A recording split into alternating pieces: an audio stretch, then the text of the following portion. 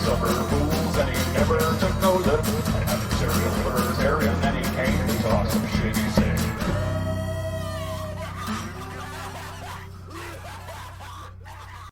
What up, people? Hello, hi, it's me, it's Corey.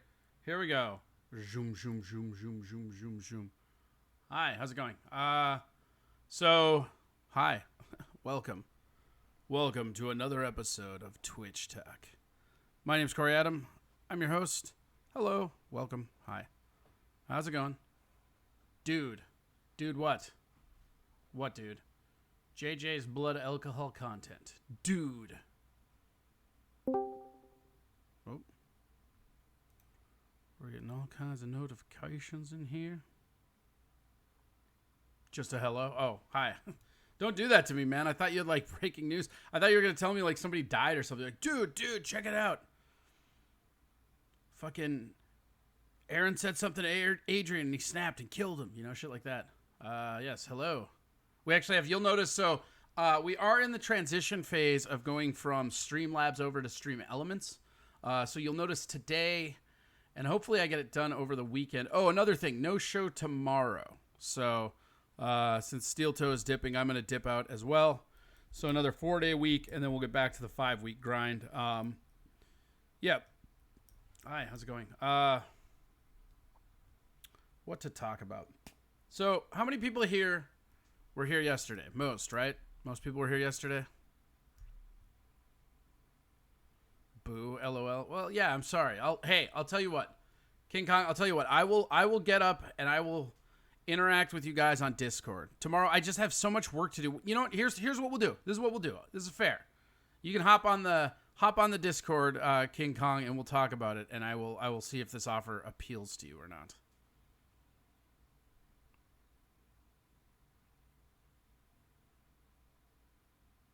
It's probably driving or some shit.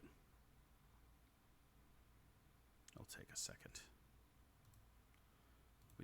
I'm gonna look up the delay.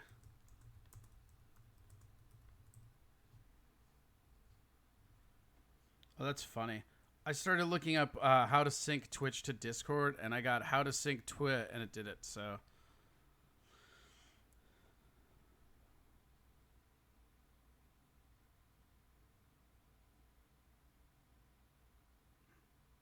Huh.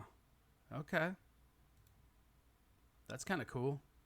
Dude, all right, hold on. Let's see. I think I can do this real quick. Let's see. Here, hold on. I don't know if this will boot me out of here or not, but let's see if I can do this, because this would be awesome. Let me see over here. Yeah, no, here. Here, okay. Hold on. We're gonna do a little tech support, baby. Party time, yeah. You're good, man. I was just giving you shit. No, I know. I'm just, like, I'm trying to get everything so where people can fucking be cool with it, dog. Okay, let's see here. So we got settings. Connection. I know, this is fascinating, right? Do you guys want it here? I'll even put it up here. Where is it? The fuck are you? There you are. Boom. Look at that. You can even watch me do it, huh? Pretty fun, right? So, Twitch user connection settings. Whatever. Super boring.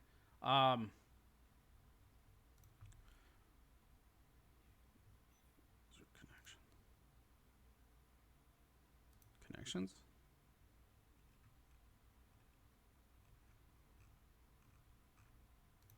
I know, this is got to be just fascinating, right? User setting, connections, Twitch. Oh, okay. Hold on.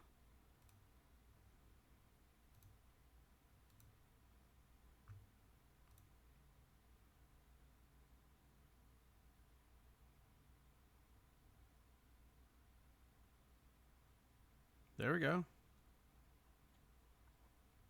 So now everybody should be hearing me. No, it's fine. Okay. So everybody should be hearing me in real time with the Twitch now. I'm working and I have low standards. Cody, don't give a shit. Cody? Okay. I don't know what that means, but all right. So that should have synced it.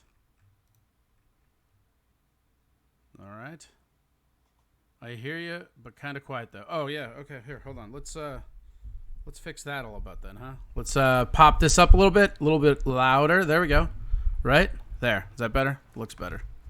Looks a lot better if we're honest. Okay, I know this is a really slow starter. We're gonna get rolling here. I just wanna make this thing.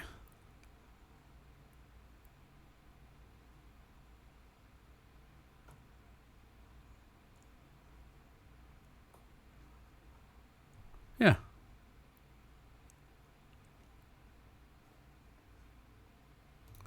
So that should eventually fix that, hopefully. I don't know. We'll see. Hi. All right, we're in. Enough bullshit. Hi. Everybody's on board? Here we go. So, ooh, who was that? Somebody said something. Who was that? Who dares unmute their fucking mic? Oh, I see who it is. I fucking see you. Good morning, JJ Dewey. How the fuck are you, man? We're doing good. We just figured out how to sync the Twitch account. It's not too hot in here yet. By the end of the show, I'm usually sweating buckets. So there's that. So, all right. So yesterday, how many people here were here yesterday for the show? I had a lot of front end problems, and it took me an extra hour to get everything up and running. And then by the time I did, everything was kind of like glitching up and being weird, right? And then it worked fine for the rest of the time. So what's really funny and weird is YouTube sent me a copy strike. Now, so I don't know how much you guys know about anything. Whoa. Hello, Cheeseburger Pie. Holy shit, look at you. Boom. It's fucking crazy. Look at all that shit. Morning. Thanks. Done. Cheeseburger Pie coming in, subbing everybody. Jacobs, Miss Willie's. Oh, everybody. Miss Willie's is in here? Fuck yeah. All right, so here's how it goes, right? Yesterday, we did an episode. Had a lot of reaction videos, all that stuff. Yeah, that's super rad. Thank you so much for doing that. The sounds are off today. There's nothing I can do about that. Again, what's happening is we're in a transition period where I'm moving everything over to Stream Elements. Not really sure how it's going to work, but that's one of the reasons why tomorrow I'm going to take the day off. So tomorrow you might see me around the same time, and the stream will be starting and stopping and everything. But the goal is to get everything good for next Monday. So it's pretty good.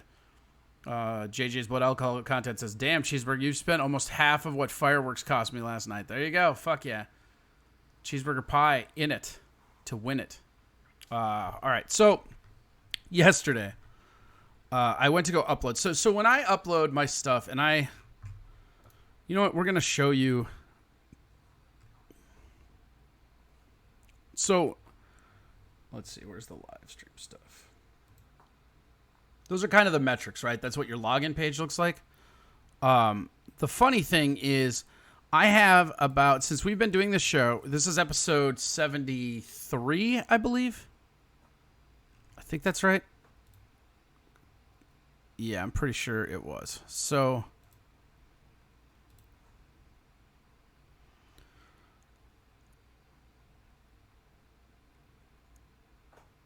all right. So here's what happened.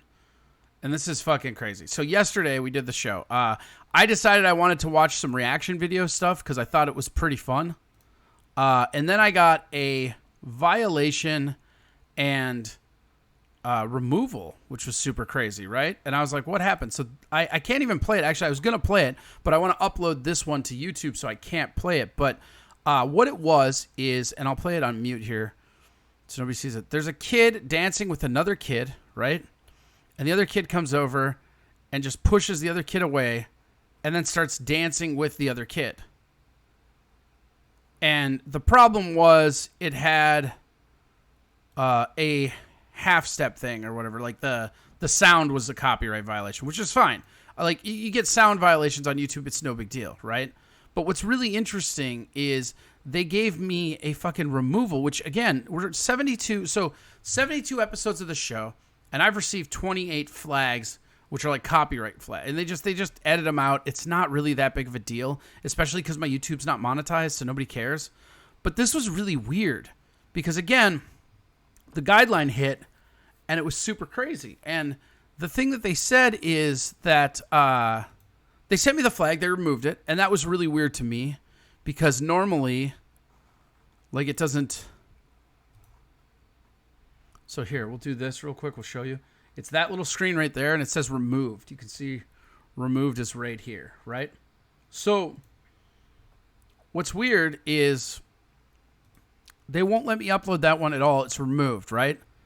So then I wrote them a letter because the thing that happened was really weird, and I didn't understand it, right? I was like, I don't understand what flagged it, this and that. And they wrote me back, let's see, there we go, boom. They wrote me back this thing, which is like, we think it violates our child safety policy, right? So something in there violates it, right? But what's really interesting is it said that, where is it? Yeah, strikes, whatever. But yeah, so basically content that features a minor participating in dangerous activities, risk of pose bodily harm in YouTube. We review educational, documentary, artistic, blah, blah, blah content, right? So you can't have things that show kids getting hurt, right? Which is fine. I'm not opposed to that. Nobody wants kids hurt. I get it. That's fine, right? And here's just the child safety guidelines and all that stuff, right? But here's my problem. That clip that they're getting mad about was from YouTube. So, like, I'm taking content that already exists on their platform, and it's getting me a strike. Like, I don't understand that. That's fucking weird, right? Like, if it's not allowed, it's not allowed. Also, we're in a hype train. We're in a child abuse hype train, which is terrible to say out loud, and I'm sad I did. But, yeah, awesome. See, that's where the notifications would have been handy, right? I would have heard it. I think we still have the soundboard, though. I think the soundboard still works. Let's see. Yeah, so we got the soundboard. Catholic priest train. That's right. We're going to communion on a Catholic priest train. See, and that should violate something. I'll probably get warned for that, too. But the idea is that, like, I don't care. I think it's over-exaggerating. I understand that if they're going to err on the side of caution, I get that. But the reality is I was watching a YouTube clip. It was a reaction to a YouTube clip that got removed. That doesn't make any sense. But so then I got mad about it, and I went to go like, so the only options you can, speak for yourself. If I could watch kids fall off bikes all day long. Right, so could I. And it's allowed on YouTube. There's a fail army site. There's tons of sites that have kids getting like bailed on and like hurt videos and shit.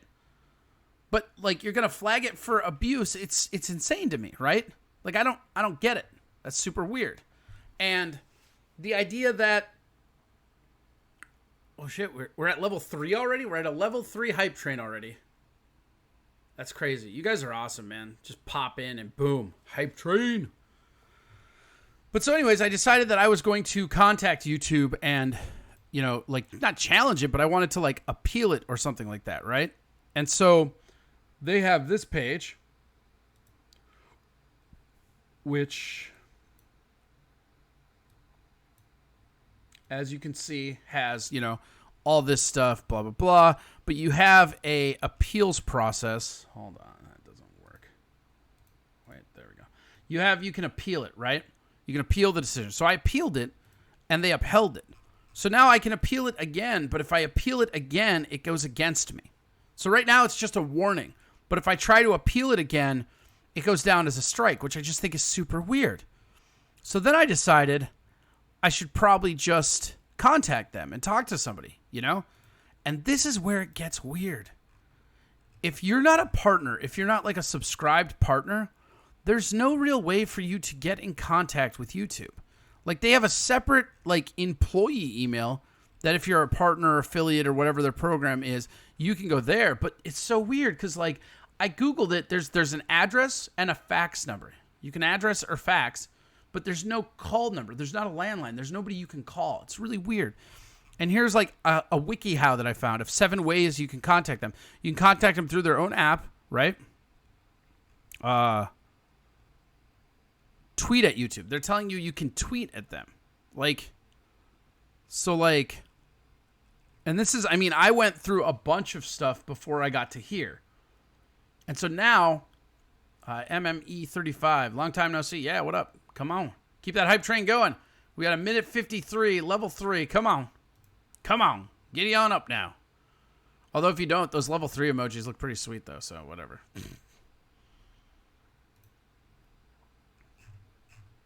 There we go. Curly Adam popping in. Fuck yeah. Get it. I don't like this. No, you know what we're going to do? We're going to...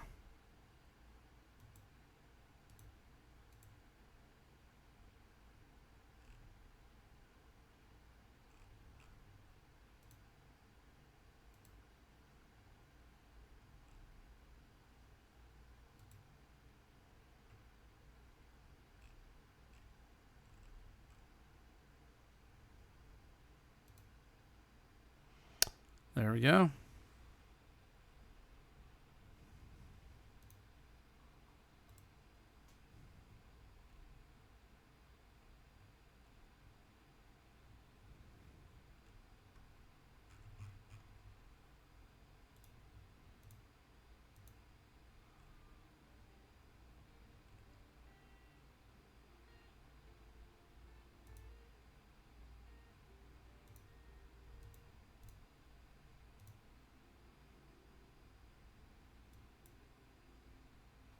Is it even working? I feel like it's not. There we go. Yeah, okay. We're gonna get some background beats going, because, like, who cares? There we go. Fuck yeah. So, you're supposed to get more entertaining, not sit and watch? I don't know. I don't know the rules to these. Hi. Was a woo. I'm entertaining. Look at me. Jibbity jab jab. Woo, woo, woo. So here's my problem, right? Yeah, okay, I'm dancing. Here, you want me to get up and dance? Here, all right, here.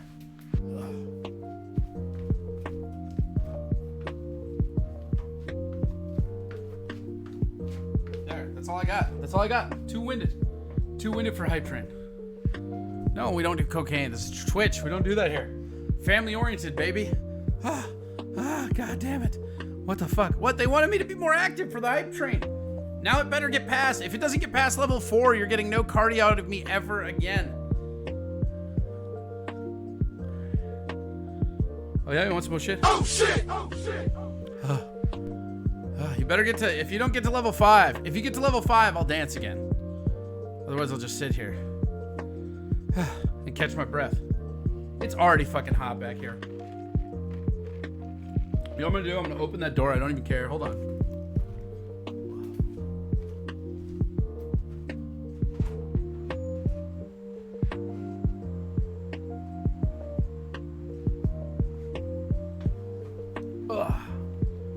Look. Whack Daniels, truffle shuffle. Oh shit. Oh shit. Oh no. Oh god. Oh fuck you guys. God damn it. Everybody want fuck you. God damn it. Do I have to dance again? No. God damn it. No. I hate this. I hate you all. Oh, what a pal. Yeah. Oh, God. This is the best. We got another hype train completed, right? And then I'm just like all mad about it. Oh, shit. No, better dancing. We got to get to 5, right? Oh, God. Wow. Wow. Middle fingers. That's just mean. Please don't dance. Okay. I mean, like, hype. Do whatever. Let's go. Twerk. I'm not going to fucking twerk. I feel like twerk is a, like, completed hype train activity. And I'm still not going to. Oh my god. It's amazing how hot it gets in this room when I close. So, people don't understand this, but like when I'm in here, I have to, oh, that's so good. Oh. Is it really that hot outside that like I close the door for 20 minutes and it's garbage?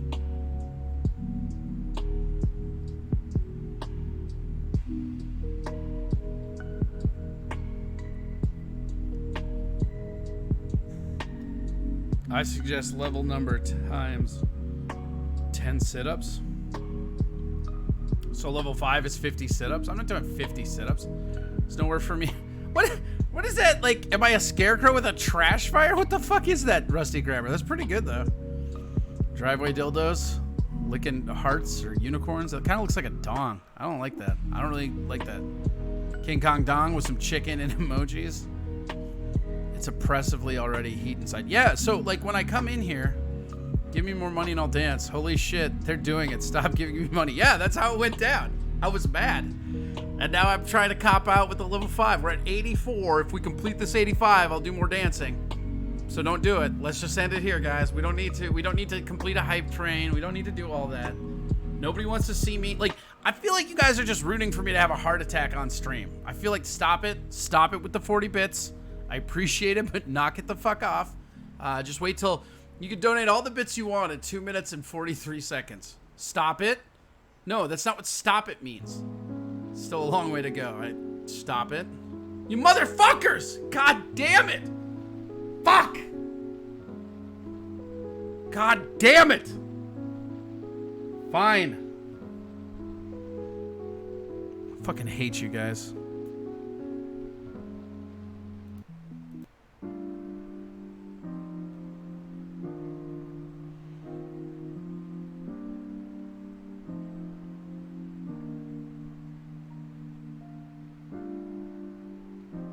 Ugh. Fuck you. Fuck you all. I mean, thanks for the bits. Ugh.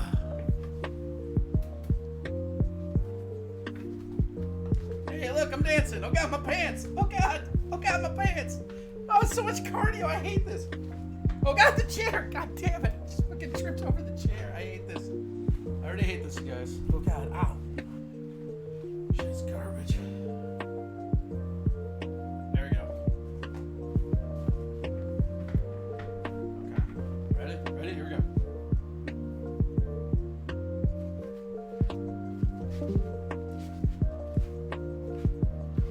You can't see the footwork. It's all about the footwork on this one.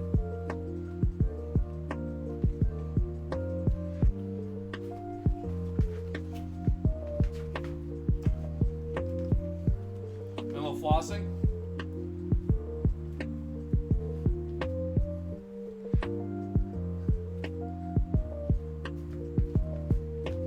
Yeah, there we go. All right. Oh god. Oh god. I hate this. All right, here we go. Money well spent. Fuck you guys. Sometimes I feel like you guys aren't really fans. You're just out there to hurt me.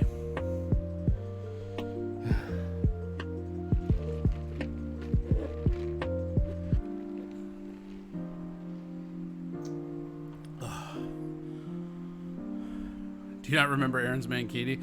These people will drain their entire life savings to get you to do something you don't want to do. Yeah, I know, but like, I don't know. He kind of copped out with that mankini shit though, right? Like, he said mankini, but that ended up being mankini with a robe over it or some shit like that.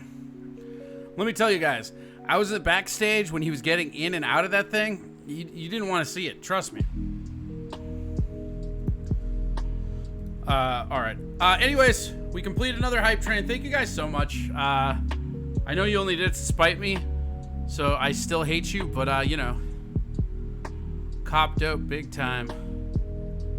I'm glad I didn't see his testicles. Right, because you would have. You would have seen his testicles. Oh, good. Oh, good. Somebody clipped the dance. Oh, thanks, Ellie. God damn it. I did almost trip. So the funny thing, and I don't know if I can show you guys. I don't know how to take the webcam off, but like, so underneath me is like this plastic skid pad. It's like here, I'll show you. Actually, I can find it. Hold on. I bet I can find it.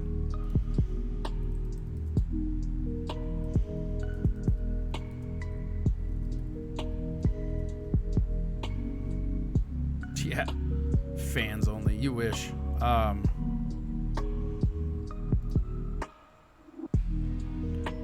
Yeah, all right. So I've got. I don't see it. It looks kind of like this. No, it's not that one. It's whatever. It doesn't matter. It could be this one. So I have a mat underneath me. It just looks like this. It's just like a plastic mat, right? It just goes on the floor. Protects your, like... Mine's for, like, an office, though. It's bigger than that, I guess. But it's just like a...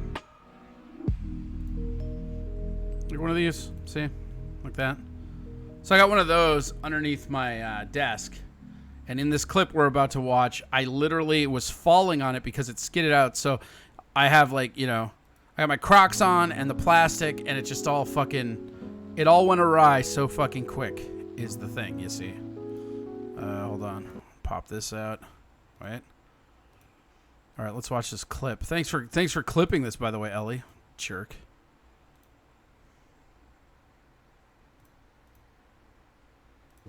Oh, God, the chair! God damn it! Just fucking tripped over the chair. I hate this. I already hate this, you guys. Oh, God. Ow. Shit's garbage. There we go. Okay. Ready? Here we go.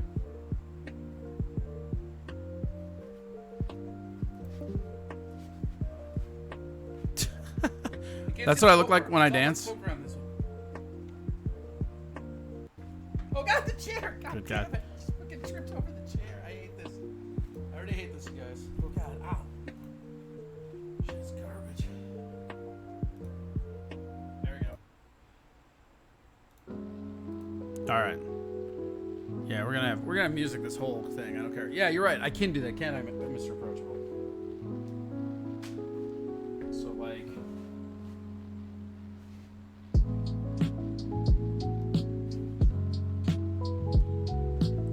That's so I think you can see that. That mat right there is usually right up against the green screen. So right here's the green screen. That's the floor mat. That's my croc.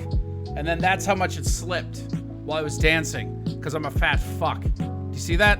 That should be up against the wall. I'm fat. After watching your dance, I understand the accusations against you. Thank you. That hurts. Very topical burn. Fuck you. So disc golf meetup first, then dance lessons, baby steps. Yeah, I don't know. We'll figure this out. Yeah, I might. I'm fat. I don't dance like that. I'm fat and I do dance like that. What up? I think most of us are fat. I think statistically most people are fat. Let's be honest. Stevie Wonder could have guessed that white boy dancing. Okay. Irish Mayhem. 1934. What up, Irish Mayhem? Love to have your sub. Come on in. We're here. You need to tuck it in and say, I'd fuck me. Nah, I'm good. Corey has a severe case of the Caucasians. Yeah, it's critical. I'm Italian. Does that count? Maybe. Curly Adams says you're slowly becoming better than the Steel Toe Morning Show. I mean, I'm just different, man. This is not Steel Toe. This is our own jam. I don't have to, like, be a radio show. We can be whatever the fuck we want. I mean, that's the thing. You guys, the listeners, dictate this, not me. I don't give no shit. Check this out, though. We got that. I just delivered to a stripper. She asked if I'd pay for a private dance because times are hard right now. Did you do it? That didn't happen. Shut up. Italian, huh? Maybe dance while eating a plate of pasta or spaghetti. Why did I say pasta? It's so weird.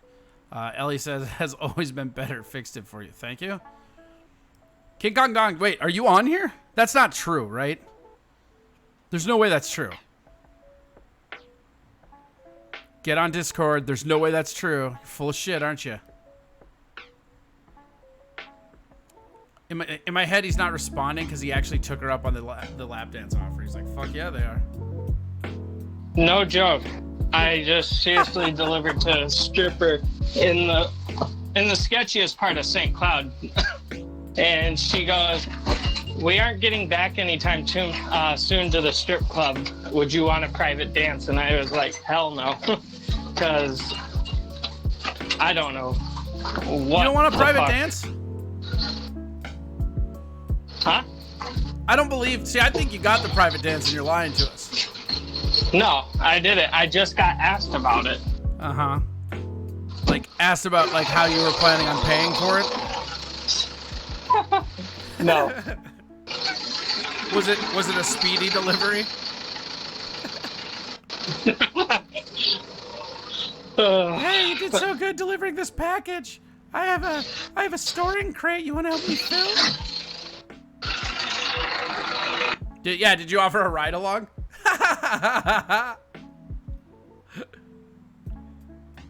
Kong, did you offer a ride along? He's gone. He's working, you guys. Like, oh, it's so funny. Let's see here. Curly Adam, you're a big part of why I listen to the show, though. Oz, Johnny, just follow Aaron's lead, but you actually have discussions and challenge him. Yeah, I mean, that's kind of... Adrian does that, too. I mean, that's kind of what it is. But, you know, Oz and Johnny are on there because, like, that's their thing. I mean, like, this is a secondary thing for me, so it's great. I mean, I don't know. I like it. I like being on it. It's fun. Delivered what? Oh, yeah. What were you delivering? Yeah, what did you deliver? I suppose he doesn't know. It's packaged. It's just a box. It'd be funny if you delivered, like, fucking a bunch of sex toys. Just like, you want to help demo? Let's see here. In his head, he's like, I'll be back after work, though. Yeah, you're not wrong, right? I need some bathroom. Okay, go ahead. My biggest pet peeve is when people ask what's in the box, and it's called, you fucking ordered it. You should already know what's in the fucking box. I don't look at what's in there. Do people say that to you a lot? Yeah, they ask what's in the box, and I'm like, I have no fucking idea.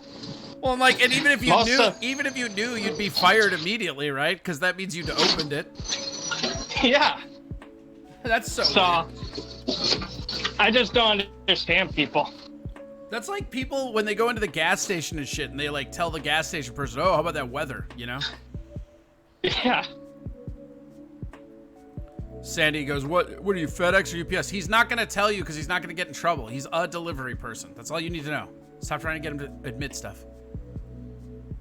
May says, I need some bathroom construction work done at my house. I'd pay in a lap dance. Times are tough everywhere.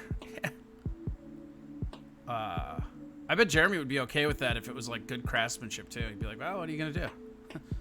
We saved $200. $200 is $200. Let's see here. Curly Adam said, I forgot what I order all the time, but I'd never be dumb enough to ask that question. Yeah, it's fucking great, right? Haha. Raleigh for Hillary says you work for Fed Up. That's pretty good. I like that one. Dong, you tell people from now on, you work for Fed Up. Just tell them it's that dildo you ordered. I feel like that would also get him fired, right?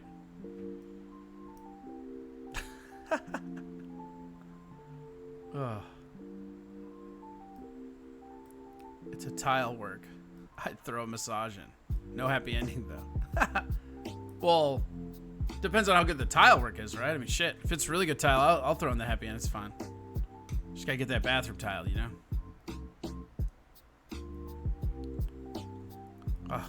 I'm still mildly winded from fake dancing. That's what I'm calling that from now on. That's why it was so bad, you guys. I wasn't trying. I was fake dancing.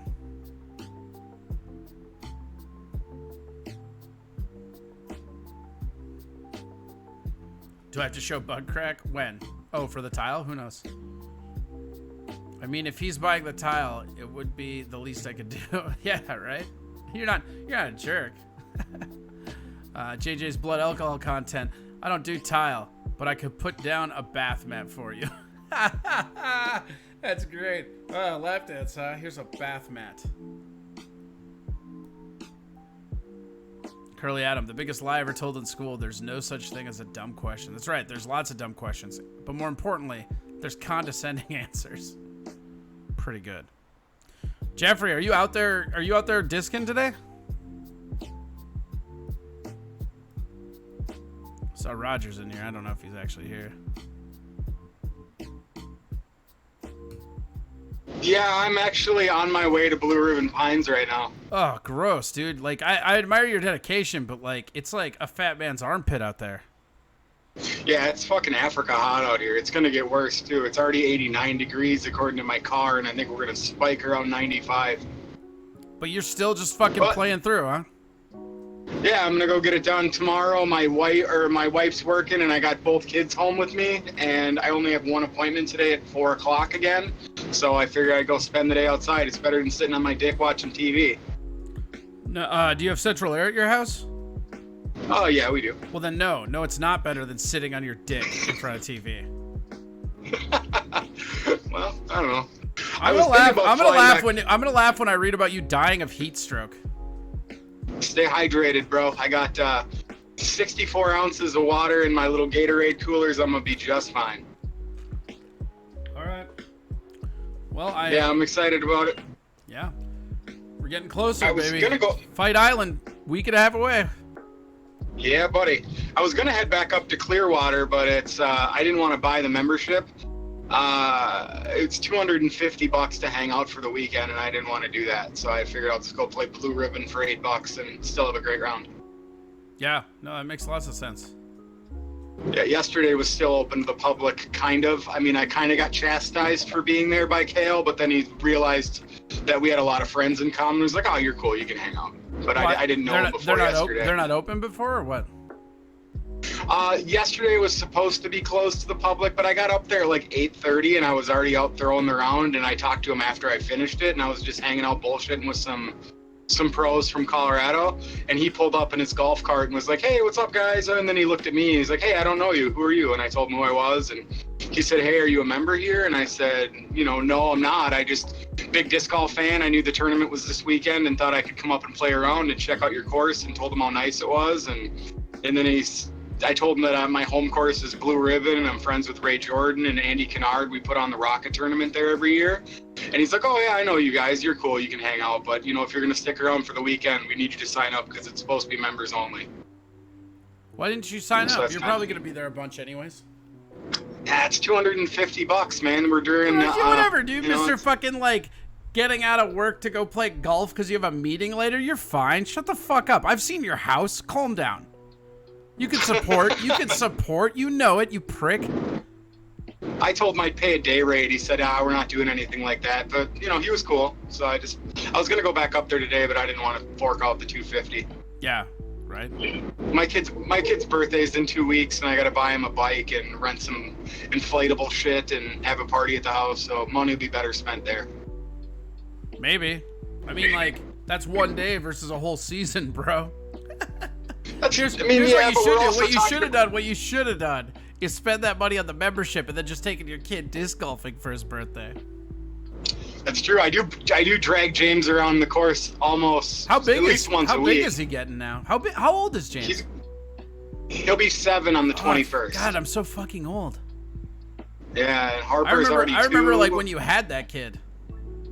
Yeah, it was a long time ago. Yeah, dude, we're so fucking old. I was still a big fat fuck. I mean, you'll always be a fat fuck to me, buddy. Team fat kid for life. That's right. You might be skinny outside, but the emotional damage is still fat kid. Oh, for sure. I have no self-confidence, and I'm always gonna have a fat heart. Really? Wait, holy shit! It's Mr. Approachable's birthday. Happy birthday, Mr. Approachable. Mr. Approachable, are you in Discord? Get on mic, baby. It's your birthday. Make sure I didn't server mute him. No, he's free to speak. Yeah, can you hear me? Yeah, what up? Happy birthday. Yeah, sad part is I didn't even know it was my birthday until all of a sudden Facebook blew up this morning. Yeah, well, and you saw yesterday you won first in the contest, right? Yeah, I was trying to talk to you guys, but I don't know what the hell's happening. Something was screwed with my phone and nobody could hear me. Yeah, well, we can hear you now. Happy birthday and congratulations on your first place. You know all about the Great Hall and the VIP music. Like you got access. I might even throw a couple game rooms in there that are only for the winners. Yeah, that's kind of cool. I haven't had time to check it out yet, but How the fuck did you get so high in all this shit? Because I see people on here all the time, and I see you sometimes, but was it just Pokemon, or what was your secret to getting all those levels so quick? Yeah, I don't know. I'm not sure. It's crazy. What are you doing for your birthday? I'm probably gonna go out and do a little fishing or something this afternoon. Oh yeah? You're up St. Cloud area, right? Kind of over towards Wilmer, Sunburg area. There you go. Do you got a little fishing hole? Do you got a secret spot? Oh yeah, I got all my little favorites. I got about 10 lakes that are pretty decent for fishing, all within 5 miles of home. Really? But do you have a favorite, like a old school favorite? Like, is there like a they family can't. fishing hole that like was passed down or something? Because like my so I'm not the biggest fisherman, right? My family fishes, right? And like, Yep. I've gone when I was a kid. I went a bunch, and it was so funny because like the whole everybody's got a fishing hole thing, you know? Yeah, I kind of grew up in the same area I live in like Lake Andrew in Sibley State Park there. That's been one of my go-tos. It's so close to home, and it's usually pretty decent. What kind of fish are in there? Bass, northern, sunnies, just the usual. Sure. And you're just gonna spend it on the lake today, huh? It's too hot for this shit. I don't know where you and Jeffrey get off going outside. Just sit in the boat. You get too hot, you open a cooler lid and sit down in it for a bit. Oh yeah, just sit in the cooler. Why not? Yeah. What kind of? You got a boat then? I take it. Yeah, I'll probably just take out the little kayak tonight, just for me. But take the kids out. We got a little flat bottom boat we run. The kayak is just dad's away time. Yep, that's when Just I want to get out by stuff myself. I can't fit you in here, guys. stuff Sorry. it with beer, roll a joint, and just roll out. Yep. Don't even take it out of the back of the truck. Just go find somewhere to park. Yeah, I just get this. I get this image of you just sitting on a kayak, like in the middle of a road, like just smoking weed and drinking. Like, told the kids I'm kayaking. Yep, that's the whole reason I bought that. When I buy the big boat, if I hook that up, then the kids want to go with because there's room for them. But when they take the kayak, they know they can't fit, so they don't ask. One of my buddies growing up, he has 2 kids, and his one kid is like really annoying, and like he loves his son, but he's like, God, he wants to hang out all the time, and it's just like, dude, just give me some space, just chill, little guy, right? Like, and he loves his son, he's a good dad, you know, but it's just like, God, give me some space. He got so annoyed with his son on a canoe trip that he sold his canoe for 2 separate kayaks, because then they could just be away from each other. Oh yeah, I think anybody who has kids is like that. It's like, dude, I love you, little buddy, but you're driving me nuts. I gotta go. Yeah, well, and it's funny with the kayak because it's like, yeah, the kid is all like, that's so cool, I get my own one. And he's like, yeah, you've earned it, buddy. Yep. I suppose I gotta get back to work here, so I better run. All right, well, happy birthday, man. Yeah, thanks. Have a good one. And congratulations on your Discord win, and we will see you over in the Winners Hall, baby. That was Mr. Approachable. Apparently it's his birthday. When did my webcam go off? God, this is the thing. As we're switching over to the new format of Stream Elements, all the stuff that I take away is just kind of glitchy and weird, you know? Yeah. Curly Adam says, I love my kids, but they do need to fuck off at times. Yeah, you're not wrong. When we're out in public, my kids will smother me. Oh, really? Like they just don't like to be out in public or what?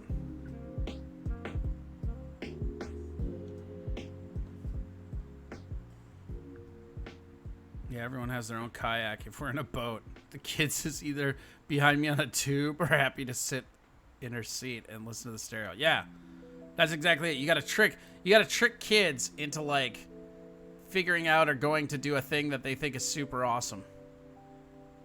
It's pretty crazy. Where are we? Gotta bail. Have a great 4th, everyone. Yeah, happy 4th. 4th of July weekend. Yeah. Freedom. That's right. Raleigh for Hillary. Raleigh's with her. Corey, we can't see you, Corey. Fucking around over there. Oh, I thought you were doing something for fans only exclusive. You disappeared. Nope. All right, Corey. How long do you usually do these things? What, these shows? This is a 3-hour show. We'll be on till 1 p.m. We also we got a special guest today. We'll talk a little wrestling again. Who's nuts? D's nuts? Perfect. Why is that perfect? Into it, right?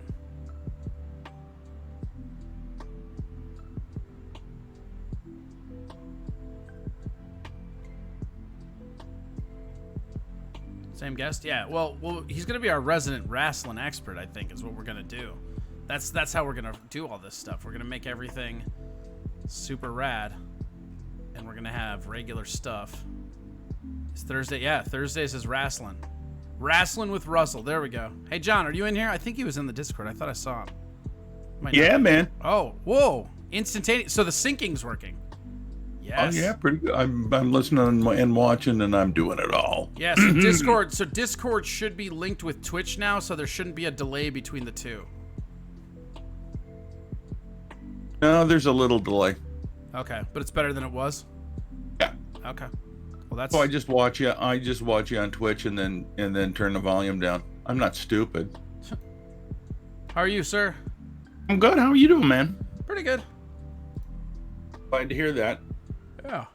Surviving. Let's get you in your Evil Knievel jacket up here. Boom. Yeah, you can do that. You can do that. Yeah, I'm switching everything over to Stream Elements. I think it's going to be a better thing, and it's super funny because right now everything's on double because I didn't quite get it all done. So when I type in people, like tell them to go to Discord or whatever, it actually will publish from both services. So did it not work there? It's kind of weird. It's okay though. The more people that watch and listen, the better off you are, right? That's right. That's what we're telling ourselves, anyways. Yeah, it's always bullshit. How are you, man, I'm pretty good. I heard you talking about 4th of July recipes. Why, yes. Oh, Jesus Christ! What? It's almost like you. It's almost like you just projected that into the bit. I like it. Good for you. It just so happens that my favorite. Wait. Like, are we just like? Is it like cooking advice with you? Because I feel like every time we have you on here, we get a recipe. Didn't you get? Remember? Did you give us? You gave us like a weird like coleslaw recipe or something one time, right? Caesar slaw. People love it. People love the Caesar slaw. Like, are you sure that they love it, or are you just like trying to convince yourself? No, I mean I've mentioned this numerous places, and people go crazy for my Caesar slaw. I mean, it's to the point where I took a couple days, went up to my brother's house up in Alexandria on Lake Miltoni. We're talking about fishing before. I didn't fish, but I made my Caesar slaw. They all loved it, and then they started asking me for more recipes, and I told them a really good hot dog recipe. Ellie May says, I'm not a really big wrestling fan. I'm here for the recipes. Hey, here's a great 4th of July recipe, Jesus Christ. folks. Why did this turn into a 4th of July cooking show? Because this isn't really cooking. This is a nice, flavorful drink. Okay. It's very refreshing. Okay. You had me. For 4th of July. Yeah, but now you just sound like some kind of weird ass like restaurant manager. Oh, it's a very refreshing. Have you tried our strawberry lemonade? It's very refreshing on those hot summer mornings. Speaking of strawberry lemonade, you're gonna love this recipe. God damn it! Fine, go. God damn it!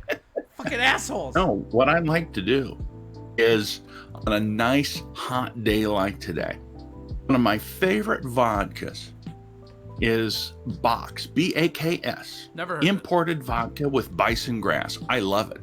In fact, it was first given to me as a gift. But it's delicious. And it's only 40% alcohol by volume. All right. All right. So here's what we're but it's do, right? delicious. Here's what we're gonna do. Okay.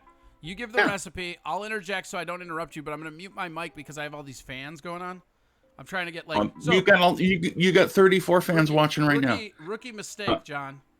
Setting up a I turned all my fans off because I didn't want to sound like I was in a slaughterhouse. Yeah, but like the studio gets like it's like I'm in an oven right now. It's crazy. All right, I get it. Go ahead, really recipes. Go.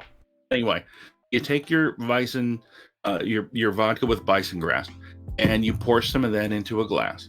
And then you can go to, typically I buy some of my favorite mixers from Walgreens. So you go over to Walgreens, and they've got right now a special deal in the summertime fun section, where you can get, the little packages that you pour into stuff to the flavor your drink. Basically it's Kool-Aid, but this is Skittles, and you can get a 40-pack of Skittles flavor, and you can pour that right into your glass of vodka, stir it around. You have 4 choices. You got strawberry, orange, green apple, or grape. I actually like the green apple, which I didn't think I would, but it goes very well with the green coloring of the bison grass. and then you stir it up and make sure that it gets all dissolved, and then you pour it over ice and you drink it like you were gonna die. Anyway, there you go. There you go. Are you happy now? You got a recipe out? I got one recipe out. I was happy to do so. I hope everybody has fun. But let's talk some wrestling. 4th of July? 4th of July, I am probably going to an undisclosed small lake. Really? Have a cabin, and just like everybody else, I don't ever have to spend any money for fireworks. My 2 idiot sons blow half of their paychecks on fireworks. Yeah. So drinks basically, all I do. We can do drinks. Hit it up in the suggestion box, guys. Again, anything you want in the Discord, you just pop that suggestion box. I'll look at it, and we've already added 3 categories because people suggested them. Now, maybe we'll do this, John. As you kind of are interacting with the Discord, maybe we'll have a Russell's Recipes. Yeah, we could do that. Wresslin Russell's Recipes. That's what we need to do. We need to have you in your mask in a singlet giving recipes as a segment. I don't know. So let me ask you this. Yeah. Well, if I pop up a video, are you able to pop up a video into your Elements? I think I can get a input. You know what? I can find out. I know I can get video through Discord, and I can go full screen. So there is an ability to have video for sure. Here, why don't you do? So okay, here. I was gonna say we don't have to do it right now. We can give it a test one day. Well, so if you go on video, like just so in Discord, just enable your video on Discord. Oh, all right. Hold on. Let me put on some pants. No deal. Hold on. Stand by. Is that why do you sound like that when you're putting on pants, John? I don't like this. Because it's fun. Stop that.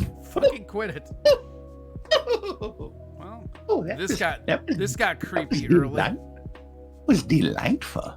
Stop it. Right, hold on. Video. Boom. See what happens. Yeah. It should pop in. It'll take a sec though. There we go. See what happens. Yeah, there you go. And then I can go to you, and I believe there's just a full screen. Okay, so here's how's that for a real shitty camera shot, though, huh? Oh yeah, no, I like it. Hold on, we're gonna do this. We're going to give you a. Here we go. I got this. Check this out. We're gonna give you a past. We're gonna give you a past winner status, and then we're gonna move you down to. Let's see. How do we go full screen on that? There we go. Okay, so there. And wait, no, yeah, there. So we can do this. Wait, I can even put it on here. Boom. Look at that. Huh? Yeah. Hi, buddy. Look at how official. Look at how official we look. I know. Oh, you know what I got to do? I got to put on my glasses. Are you ready for these? Oh God, that's scary. I bought these things called gunners, right? Check it out. Gunners. Gunner, right? They are yellow glasses that are designed for when you stare at computer screens a lot. Oh. Well, that sounds... Look at that. And they take away the glare. Look at how stupid this looks. They take away the glare, but they're for when I do gaming stuff. Like, so because, you know, you're spending hours looking at the computer, and it breaks down all the glare, and it's supposedly really good for your eyes. So... Yeah. They look ridiculous. Perfect. Did you freeze? I don't know. Oh, did you happen to watch AEW last night? I did not. I was reading about it because I anticipated you hitting me up. So why don't you lead the way? I'll tell you what. Last night was the first night of the Fighter Fest, and AEW is also. I don't know, man. They're doing this 2-night stuff. Because they're not going to actually have the pay-per-view. That's a good thing. But it makes no sense because they just have it on the same night that they normally have their show. Yeah, so like I saw a bunch of people really just like panning it as ridiculous, like is what I saw a shitload of. The thing about it is, I mean, Something about He had, Hager, and then what was the other one? Let me. Well, that one was kind of ridiculous. Yeah. Um, I did watch some of the Orange Cassidy clips just because I'm a huge Orange Cassidy fan. Yeah. I love the juice, and like so I'm big. You and I talked WrestlePalooza stuff, and I love WrestlePalooza, but it was just like this is one of those times where it's cool to watch a guy I was on too early get bigger, you know? Oh yeah. And if you didn't watch 2 weeks ago, when Orange Cassidy and Jericho got into it at the end of the show, holy crap. That is going to be a fantastic match between them. Yeah. Well, it's next week. So, and that's next week on Wednesday, Jericho and Orange Cassidy. What happened was, because Renee Young got COVID-19, Moxley is not going to wrestle next week against Brian Cage, which is going to be a real hell of a good match too. But they're going to put that off until their Fight for the Fallen, which I don't know when that's going to happen, because I don't schedule things, you know. But point being, that's going to be the match next week. Although they got an 8-man tag match. With the Bucks and FTR against the Butcher and the Blade and the Lucha Brothers, which is going to be, that's going to be fantastic. Next week, I think, is going to be a lot better than this week. This week was there was some stuff in there that was okay. I'll just give you a quick rundown. MJF and Wardlow took on the Jurassic Express to open the show.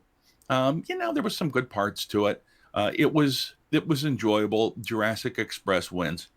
The next match was the women. Me? How long was it? Was it an actual good match? Because a lot of the times these curtain jerkers, they just it's like one fake pin and then a pin, and they're just no. This is. They're not doing that too much. It certainly wasn't a squash match. Sure. There was a lot of good to it. The finish was JF was going to hit Luchasaurus in the head with his $10,000 AEW ring, and missed him, and then he kicked it into Wardlow's head, and they pinned him. And anyway, point being, there was a lot of good stuff. And you know this from watching. You've got a combination of two huge guys. Jungle Boy is really a high flyer. MJF is the best heel right now in wrestling, and probably. You think he's a better heel than Wyatt right now? Oh yeah. Really? He's just, one of the things is he's just not on television as much. And I think a lot of it has to do with COVID. Bray Wyatt is in a different spot. He's got the three heavy characters. lifting. He's on the cusp of becoming what the Undertaker was, where it's just the workhorse. And even though the Fiend is interesting, but no matter what they do, this dude's had 3 or 4 now where it's just crazy. Oh yeah. I'm a huge fan of Bray Wyatt. But for me right now, MJF is when you talk about an old school heel, he is just flat out heel. There's no nuance to it. He's just a gigantic heel. But anyway, next match was the AEW Women's Championship, and this one stole the show actually. Sheeta versus Penelope Ford, and if you've gone to any of the WrestlePalooza or First Wrestling stuff here in Minneapolis, Penelope Ford is a favorite. Eric Cannon brings her up here quite a bit. Probably won't as much now, although the last show that I went to was up at Bauhaus Brewery, and they had a ton of AEW people there. But that was a great match. It was just fantastic between both of them. Sabian is Penelope Ford's boyfriend and all. I mean, they don't hide that kind of stuff with AEW, but he got involved at the beginning of the match, even before it started, was thrown out, and after distraction came and tried to hit Sheeta with a kendo stick, which she avoided, and then got the stick from him and beat the crap out of him with it, which is awesome. I love the fact. Sorry, I've been working on trying to get those names out of the video angle. Oh. And we can trim it down here. We're rocking right now. Keep going. Perfect. I didn't mean to keep you up. I just, when I brought you in, there was that like 4 or 5 people on the side, and I couldn't figure out how to get rid of it because I'm working on integrating, because eventually the whole idea is that people can watch the show, then they can come in like what you're doing and just be a part of it. Obviously, you have a role, and you're the wrestling guy. Wrestling Russell, they calls him. Do people actually call you Appreciate that very, very much. Whoa, that's I like it. It works.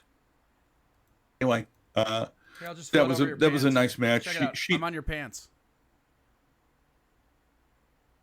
Thanks. All right, go ahead. Sorry. Oh, very nice. Yeah. Perfect. So the match. Okay, go back to the match. I didn't So mean to Cheetah go. wins. Oh, that's okay. That's okay. I was I was distracted. Next match is the TNT Championship, which was Cody against Jake Hager. It was an okay match. It did not keep my attention nearly as much as Sheet and Penelope, but kind of a weird little ending. I mean, they did a fine job. The ending was a little bit of a weird deal where Hager tries to put Cody in that elbow lock that puts people to sleep, kind of the elbow lock, shoulder, whatever it is. It's like $1 million sleeper almost. Yeah, kind of something like that. It's like it's actually more like a camel clutch, but from the front. Yeah. But what happened was, you know what it reminds me of is the chicken wing, the crossface chicken wing, but it doesn't have the crossface. oh yeah, right, absolutely. That's one of my favorite Anyway. moves ever. Anyway, whole thing is Cody rolls over as he's in air biscuits. Hold on a minute, for God's sakes. Why would you be calling me now, you jackass? Anyway. Real professional. You know what? I usually turn that shit off, but anyway. As Cody's passing out, he rolls over on Hager and wins. Nice. Next thing we have is Santana can and I give you a Ortiz. hot take real quick? I don't Yeah, go really ahead. like Hager. I think he's super overrated. In his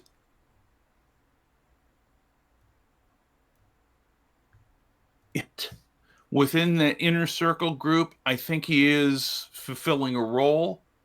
I don't know that he's ever going to pop up and be the guy, because they gave him every chance to in WWE. And they got a weird thing going on with his wife. His wife slapped Cody during the match, and I think what they're going to do is they're going to end up having Brandy Rhodes fight her in some way, shape, or form down the line, because she's been messing with them since the press conference. But yeah, I don't know, man. He's a tall guy. He's a legit fighter and wrestler.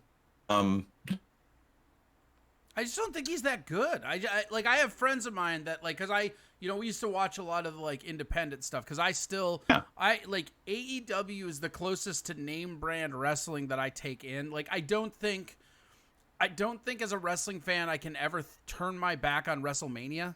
You know what I mean? There's events that WWE do that are so nostalgic and ingrained within my childhood that I will watch them whenever I can, just because, like Survivor Series or shit like that, shit that Royal Rumble, WrestleMania, But the thing that's interesting with Hager is I've hated him at every point. I don't think he's as athletic as people say, and he's just not a very good character actor. Everything he does is boring, and he's not even if you're gonna be a bad persona, Like, you need to be a better wrestler. It has to be a balance. You don't just get to be both and then just succeed. But he does, because he looks like he should be a wrestler. And I feel like it's just like whatever. Like I said, he's a role player. He's got the look, and he's got a real good intensity about him. But in terms of some of the other stuff that people do, you know, as far as a high flyer or as any acrobatics, he really isn't very. But even when he stays on the ground, it just doesn't feel like he's that athletic. Yeah. And I agree 100%. And it's weird because he's just one of those guys that, like, it's like the classic, not that it matters because it's not WWE, but it's the classic Vince guy. Like, he looks like he should be a wrestler, so people made him a wrestler. Like, there's nothing he does, like, there's nothing about him that's memorable, but I always see his name in, like, these bigger matches, and it's like, it's not even like a squash match, it's like a fucking just get over it squash or some shit. Yeah. No, Yes. it makes Hi, sense. Mikey Two Milks. Yes, we are. Hold on, let me get caught up in chat real quick. Yes, we are talking wrestling. We're doing it right now. Ellie May just said, "LOL." You may be right. I just stepped outside. Ew. 1 out of 10 would not recommend. Do you have to leave your house today, John? No. Right? You have air conditioning, right? Yes. Yeah. Like, who's going anywhere? I mean, like, this is the hottest I get because in the studio, like, so I have a really awesome air conditioner in my room, right? And, like, it makes it, like, super Arctic in there. And as long as I have all the windows open, or all the doors open with the fans and stuff, it's great. But the moment I take the fan to the studio, it just becomes a broiler room in here. And it's, like, nothing I can do because it's like, oh, do I want to have the fan on the soundtrack, or do I want to not die of dehydration? That's what I'm 100% with you. My advice is to try a recipe. No, motherfucker, no more recipes. Okay, I'm in. Is that the bison the grass? recipe is this is box bison grass, right? This was a bottle. Well, not this particular bottle, It's but still a bottle, John. the point is, can you see the lovely green? There is bison grass injected into this. That seems like that would be Bison grass gross, is though. Who supposed the to fuck? give you- I don't understand. Like, I get that no, you like no, it, but no, that no. just sounds like it would be so gross. Like, your selling point is that it has fucking, like, giant cow grass? Like, I'm out. Like, that's No. distills from fresh it's- cow pies. No, it's said to have the same properties as absinthe.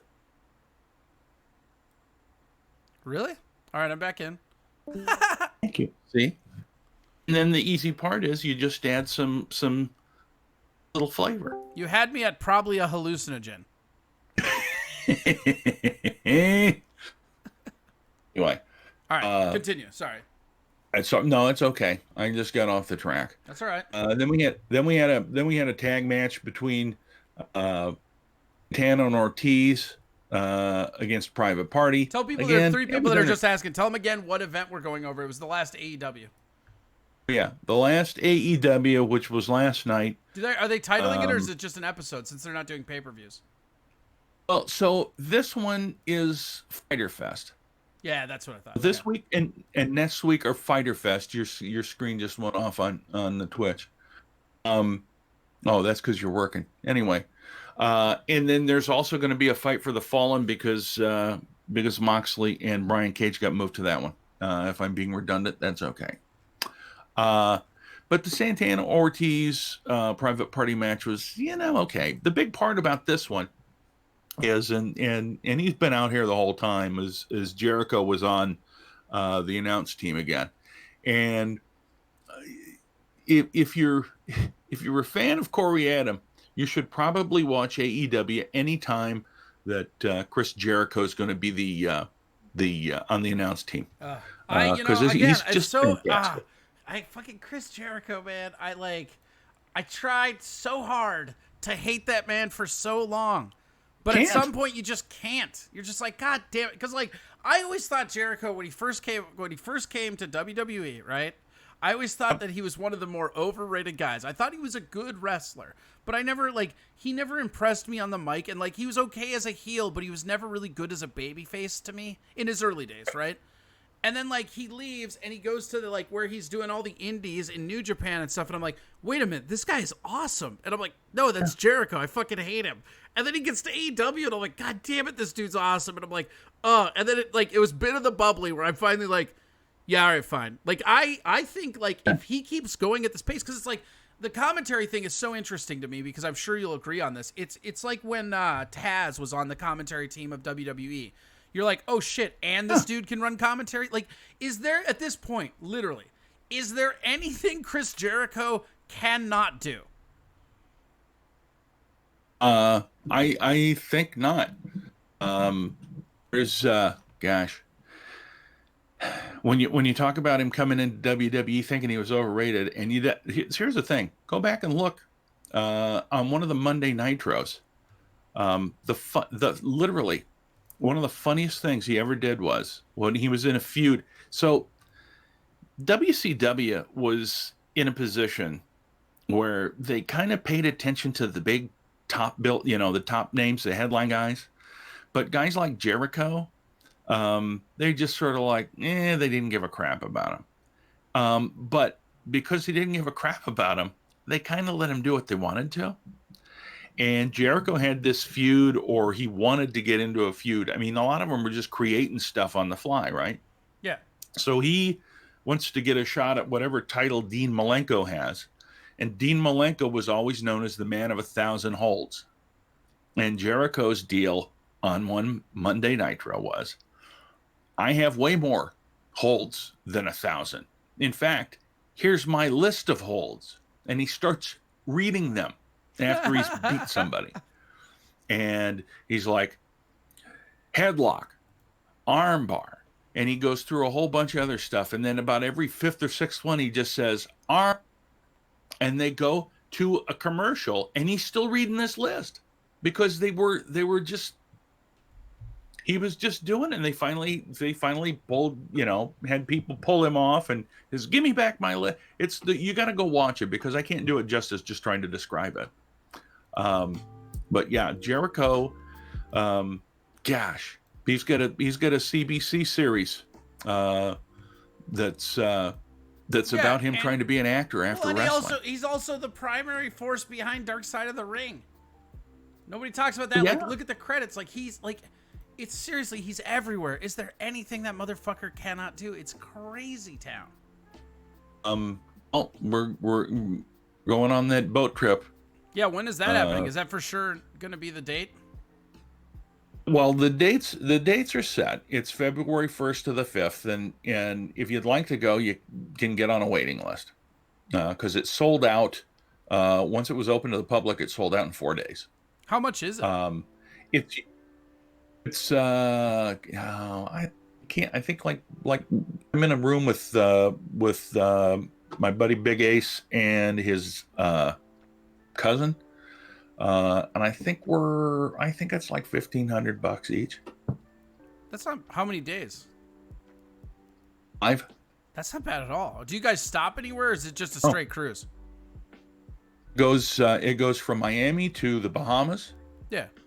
And I don't know what the schedule is. I don't really care. They're doing wrestling on the boat. The AEW Dynamite will either be recorded or live on the boat. That's amazing. God, this is what I'm saying, man. This guy's so fucking brilliant. Well, this is the third one he's done. Crazy. Oh shit! Third one he's done. But he's smart about it, right? He's not like, yep, this is what it is. And people that have gone the first or second one have priority to get on, so they get the book ahead of the public, which means unless you really had a crappy time, you're not going to want to go. That's fine. He doesn't care. He only wants people that want to go there. We're gonna figure out how to have you Discord. I want to get you on this show when you're on the boat, like just like a boat side phone call. Figure out how to do it. We did last one. I didn't go on, but Ace did, and he and I had done a little segment. We didn't do a full thing, but we did 15 minutes from him being in the Bahamas. And I think I mentioned it before. We talked with Brad Williams, and Brad is the guest host of the cruise. And Emmy just said, "Oh yeah, y'all talking about Jericho's rockin' wrestling cruise?" Yeah. Oh yeah, and Fozzy. Mike just goes, "Fozzy is the best part." Like, and he's got a fucking medal. Like, seriously, is there anything this motherfucker can't do? I'm so mad. I'm so mad that I don't get to hate him, John. He was a guy that I hated, and it was one of those, like, sometimes you just, like, pick a guy to hate, and it's kind of spite your buddies, and you're just like, no, this is what we're going to do. And that was my guy, and I had to just eat crow. Yeah. The only reason I hate him is because everything he does, he's so freaking good at. He's good at everything. You know? Oh, yeah, of course. Like, you told me he's commentating. Oh, yeah, of course he's commentating. Why wouldn't he be? Aside from Fozzy, if you haven't seen this,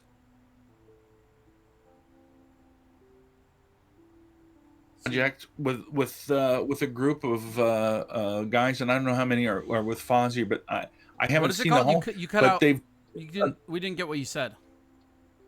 Oh, sorry. He started this side project, and I don't know who all is involved, but it's like a Kiss tribute band. And they've I think they had it wasn't one of the main players. It wasn't Ace Frehley, but it was one of the guys that was the guitar player in the No Makeup era. I don't know if this has been done yet, but like somebody can make a bunch of money if they're listening, right? You do Kiss covers, but you only do them in French, and you call the band French Kiss. Here you go. Here, look at this. Oh, you actually have them made already. Yeah, that's so good. I love that thing. That's tell them what that's from. Give them some promo. So this is a shirt that we sell from the show, and there is the count in his referee garb, and as he counts, he goes 1, 2, and then the guy kicks out. But we have these available if you want to go. And I like that new name too. Tell them the name of the stuff.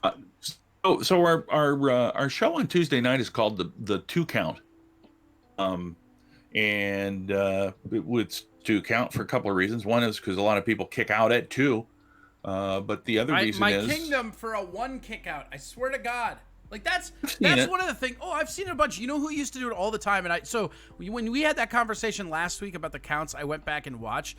You know who used to kick out at 1 almost every time he was pinned? Andre the Giant. Oh, yeah. You go back and you watch Andre the Giant, and he didn't get pinned often, like even a little bit. But that dude, and it was like the effortless. So did Diesel when he was still in WWF. He used to do because they would get up and it would just be like an immediate, like just a squash kick. It's great. It was. Whoa! Check this out. You ready? Check this out. King Kong Dong just wrote, "My dad was an amateur wrestler in Colorado. This cruise would be a dream for him. So gotta go sign up on the list." Yeah. So you literally just maybe sold a cruise ticket. Oh, I should get my cabin for free then. Yeah, that'd be rad, right? It's interesting. There's a whole Jericho Cruisers.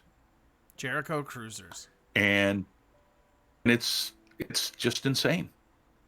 I'm in it, but I don't know a lot of people because I haven't been on a cruise yet. Have you ever been on a cruise? My back in the olden days when they still used to use sails. They still used to use sails I did a Carnival cruise once, but I think they just called it a sloop, and I stayed in storage. Steerage, that's what it was. God damn it, that was the word. Steerage or storage, whatever. Steerage was the word I was trying to say. It's your show. You can. No. It's your show. You can call it whatever you want. You tell me what I was trying to say. Available. Yes. God damn, we know, we get it. You have merch. Put up my shop so then it can find out where to get it. I don't have put the it link. in the here. I'll Did put you it give in me the link? Hold on. I sent you the link. You Where? weed. Okay, hold on. I sent it to your thing. Hold on. I'll find the link for God's sake. God damn it, I'm on it. Ugh. No, you won't. Welcome to the passive aggressive promotion hour. I don't need any of this. I don't need any of this. Shut up. Oh, if I get it before you do, because I have to go hunt. It's not like I have it set here, I already posted it. It's not Suck. like I'm. No, that's the got Jericho it story. already? Damn it. Yeah, You- I already got well- it. I already got it. You don't need to worry about it. It's already there. Okay. Well, by the way, also the Jericho story thing. All right. We're doing now. This will be hard. This will be hard if you haven't been on the cruise, but you could come up with it. So that one that he posted there, the sociamonials Boom, thing, there it is. Jericho There, cruise story. there. You happy? There's your fucking having a- shop. Thank you. You know what? I'll even do you one better. Here we go. I'm gonna cut your little live stream for a second. You're still there. Hold on. We're Yeah, gonna minimize yeah, this, that's and fine. I'll post it even in the show talk for you, buddy. Well, So thank now it's you. in the You Discord know- too. Right. That makes me feel much better. Yeah, no, I know how you feel about your Sesame Street Wrestling Cross T-shirts. Look, just buy the shirts and nobody say anything about copyright claims, What copy? which I heard you talking about before. Oh no! Did you I'm hear only that whole? using- Did you hear that whole incident? Yeah. Dude, that's so But crazy. it used to happen to us all the time. Initially, we would try to a little video and then talk about it, like something had happened, and it's like literally like 10 seconds worth of video. Then we get flagged all the time, and they would stop our live stream because if you're doing it live, they're like, no. But we can go through and find the ones, and it's so stupid and weird, right? Yeah. Some of them, people, for you pull it down. Some people don't care. The whole idea is if you monetize, at least on on YouTube, if you monetize it, they want the money. Oh, I don't give a shit. I'm trying to build an audience, right? Well, and that's the whole thing with mine is that the monetization is people donating bits and subs here on Twitch, right?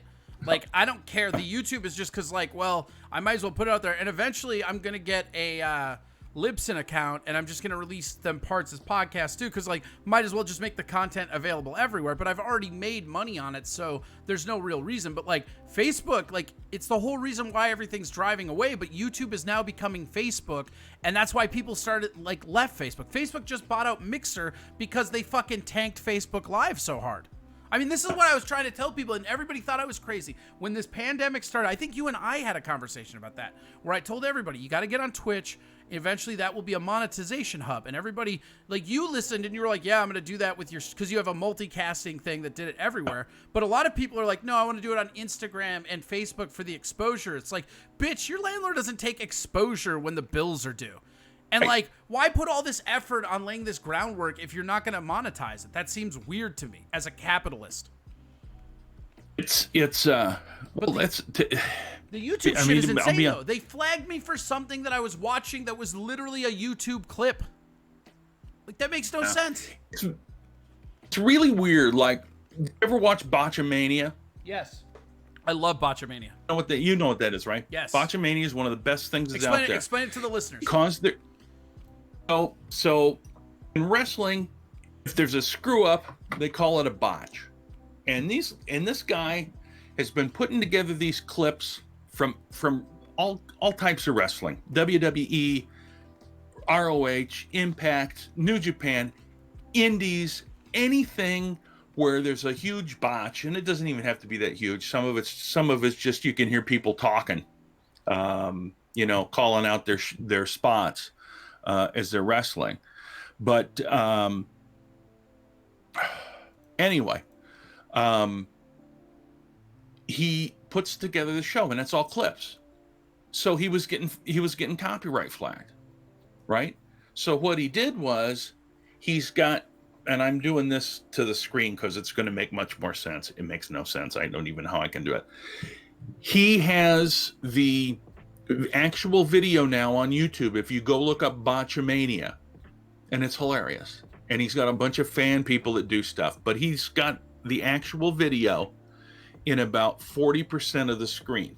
The rest of it is just kind of like Corey's here. He's got some graphics on the side. He's got some crap playing in the back. But it's only because complaining about my setup here? No. I'm not complaining. I spent a lot of time on this, you asshole. I'm using it as a description. Oh, of shit! How dare you? What do you want me? Do you want me to say this is beautiful artwork? Yes. Look at the production. Beautiful. This is a great logo. Look at my beautiful logos. artwork. The C and the A that it looks like somebody maybe did with a crayon. No, that looks. You know what that is, right? That's Yeah, well, it's the A. It's a parody of the TikTok logo. That's the whole concept. So like if you look up TikTok, but it's made to look like a C and an A, and then it's Twitch Tok, so it's the Twitch logo and the TikTok logo. That's a very clever logo, asshole. Look, man. I'm not complaining. I'm just seemed like saying. you were complaining. I'm using it as a description so people that are watching, if they haven't watched Botchamania, they'll know what I'm talking about. All right, for fine, God's sakes, fine. you're so defensive. No, All I'm the not. time No, you're I'm not. defensive. No, I'm not. You take that back. Oh my God, I can't take it back. It's the truth. You're just so defensive. Anyway, point being, about 40% of the screen is what the actual video takes up, and the rest of it is like I said, filled with other things. Does that make you feel better? Marginally. Anyway, I just think if I'd have done that before, we would have had 5 minutes less that we killed. Oh, you're right. Because Anyway. this show is so tightly formatted. We're not just eating hours. In accordance with the clock that you sent me, man, I'm pretty close to on. Yeah. No, you're pretty good at the clock right now. But you better not get sidetracked and finish your Botchamania story. Go. Anyway, so I don't even know why am I talking about it. Oh, because of the copyright. Yeah. So in order for him to play the videos, the Botchamania, he's only using 40% of the actual full screen that he can. And apparently that doesn't set off anything because there's other stuff that he's got running in the background, which it thinks is the full video. Well, you know what people used to And do? that's why some of those reaction videos, that's the way that they get around it, is they don't play the actual video on the whole screen or split. It's less than half. So you can do that if you're playing the video in a small, like your Twitch Tok logo down there in the bottom.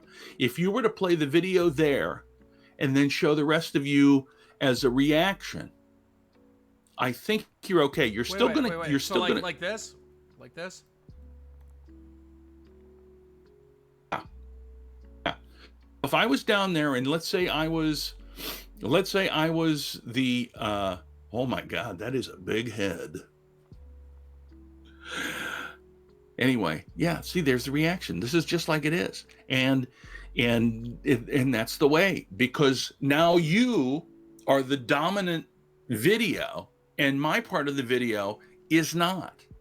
And so they're not going to copyright tag that business. Anyway, but that's how you, now I don't know how you get away with the, I'm shrinking. Yeah, I don't know how you get away with the audio because they're still going to flag that. Well, so the video that I specifically got copy struck was full screen. I mean, I literally was watching the full screen with my image over. And like, if they had said like, yeah, you were like what do they call it? Stream sniping, or there's a word for it. I think it's stream sniping. But like, if they had said this is why we flagged it, I would have been okay with that, you know. But that's not what they did. They're like, this violates our like what is it, like violence against children or something like that? Because it's like these two kids dancing, right? And like one of the kids pushes down the other and then grabs the other one and starts dancing. And it's pretty funny. It's just like in a fail video, right? But they flagged it and it's like, this is content that's not acceptable for YouTube. And I'm like, bitch, this is YouTube. And then like, what's so weird, I don't know if you guys ran into this with your shit, but like trying to get a hold of YouTube is actually infuriatingly hard. Like they have a bunch of like admin bots that are all automated, but like there's no phone number to call. There's nothing you can do. They have a mailing address to receive packages. That's it. You can like send them a letter bitching, but they're not going to answer you back. I'll tell you, I just honestly, when we get them, I'm just like, yeah, I don't care. I'm not going to appeal them. I'm not going to do anything. I don't care. Well, that was my mistake because I appealed it and then they turned it into a fucking one strike or whatever it was. And it was like, I just asked them questions because I was like, this doesn't make sense because of this, this, and this. And they're like, and then I get this automated fucking bullshit where it's like, we've reviewed it and we've decided to uphold it. So it goes as a strike because you asked this question. I'm like, what are you fucking talking about? Like, and the entire duration of the show, I've gotten like 20 or 29 like copyright strikes in like 74 episodes. Like, I think this one is pretty clean, except for your fucking phone tone. Like, your ringtone probably got us one. Which is fine, because I don't care, because my YouTube isn't monetized. Like, it's monetized for videos, but not those. Like, I mean, it's those are already videos that I've made money on, theoretically, so, like, I can bring them over to YouTube. It doesn't matter. Oh, it's, there are ways to get around it, and it's just like, it's like with anything, you just got to figure it out. But if you're making more money here, who gives a shit about YouTube, right? Right. Well, and I mean, but the idea is, like, you can make money in both places, you know? But it's like, I'm not going to cater to one. Like, I'd rather make my show how, like this right now, the live event is what I'm going to cater to. Because, like, there's, you know, there's 20 people. Like, now we have 33 viewers right now. And we average about 30, so we're actually above average right now, which is awesome. Thank you. Thank you guys for watching. But, like, the hardcores, when I first started this, we had, like, 15 people. And those 15 people are still here, but it's like, I want to reward those people. I want to reward the people that are here right now taking part of the show. I don't give a fuck about what happens after. The moment I hit stop, yeah, there's a record, and I'll put it up there, but that's more just because YouTube's more like an archive for me. Like, I can archive it without actually having it on my computer. Gotcha. You know, because it's like, I should probably have it on my computer too. And I mean, I still do, but it's like, it's important as an artist. I mean, you know me, I always record all my sets. I have almost every set I've ever done on tape. I like to have the archive. But like YouTube, oh, good. I was going to say, and the nice thing about YouTube, though, is once you upload it there, you can always download it from there. I mean, in essence, not only is it an archive, you can use YouTube as storage. Well, that's what I'm saying, an archive storage. Like, it's backup, it's everything, and it's backed up across a bunch of servers. So, like, if something happens to your, like, external hard drive, it's still there, you know? Absolutely. Oh, off the track again on wrestling. I'll what else did I forget about last night? Well, there was the AEW Championship tag match, Kenny Omega and Hangman Page versus the Best Friends. I bet that was actually pretty good. It was a great match. Ending last night was the fact that Trent's mom drove him up in her minivan, which FTR's been driving up in their truck. So that was a little bit of a, I don't know, slap at them, I guess. But point being, it was a good match. It was one of those hard matches because it's just the match. You don't have a face and heel during that, but ends up, of course, that Omega and Hangman win, and then FTR come down to the drink and drink beers with him. Kenny doesn't drink though. He gets because he's clean. He pours it all out. So Cash and Dax aren't happy, but the Bucks come in and get their fingers into the pie again, as always. Bucks are turning out to be the peacekeepers, I guess. I don't know. I don't understand that. The Bucks are what they have to lean on. Like, what I'm waiting for, and I bet this is my prediction. I don't know that it will happen, but I suspect that because in the next month or two, I think it's the next month, the Briscoes are out of their contract or like renegotiating it. I wouldn't be surprised if AEW throws a fat stack, because like the problem with the Bucks is like they don't really have a good rival right now. I mean, like the Luchadors were good, but that match is the same every time we see it. It's phenomenal. It's a good match. I'm not saying it's bad, but it's the same match every time we see it because they're a one-trick pony, and then you just have high flyers on high flyers. They need the Young Bucks either need to break up into singles, or the AEW needs to bring a very marquee tag team over, because there's nothing like going on other than the Bucks with their tag team that even resembles a division right now, it seems. Well, so here's the whole reality with Bucks and Kenny and Hangman. Initially, and I think a lot of things with both companies are a bit on hold because of the COVID and the fact that they can't do shows in front of people, right? You know, in front of a real audience, because the seeds were being sown for Hangman to break away from the Elite and have a feud with Kenny, and because he was mad at the Bucks, if you recall, probably 5-6 months ago, but it never happened. And I think part of the reason is because they want to save that stuff to when there's an audience. I think the Briscoes. So here's, and I was going to bring this up too. July 15th is when a lot of the people that were released from WWE are out of their no competes. EC3, the OC, which is Gallows and Anderson. That would be good. I would love to see the OC go. Well, so here's the thing. The rumor is that they're going to be going to Impact, but a lot of these people are putting on Twitter. They're hinting around to almost everybody. Like Gallows and Anderson were hinting that they were going to be going to AEW, but non-competes, it depends on who it is. To be honest with you. Or because every wrestler, it's like us as comedians. If we go to do show X or Y or Z, Corey may get paid more than me at venue X, and I may get you get paid more than him at Z. Yeah. It all depends on what you make your own deal. I mean, they say you're an independent contractor, you really are. It's just like, and I hate to say it because there's athleticism involved, but it's just like a movie contract. Ellie May wanted to know how long non-competes usually last. It can be anywhere from to most of the ones with WWE were 90 days.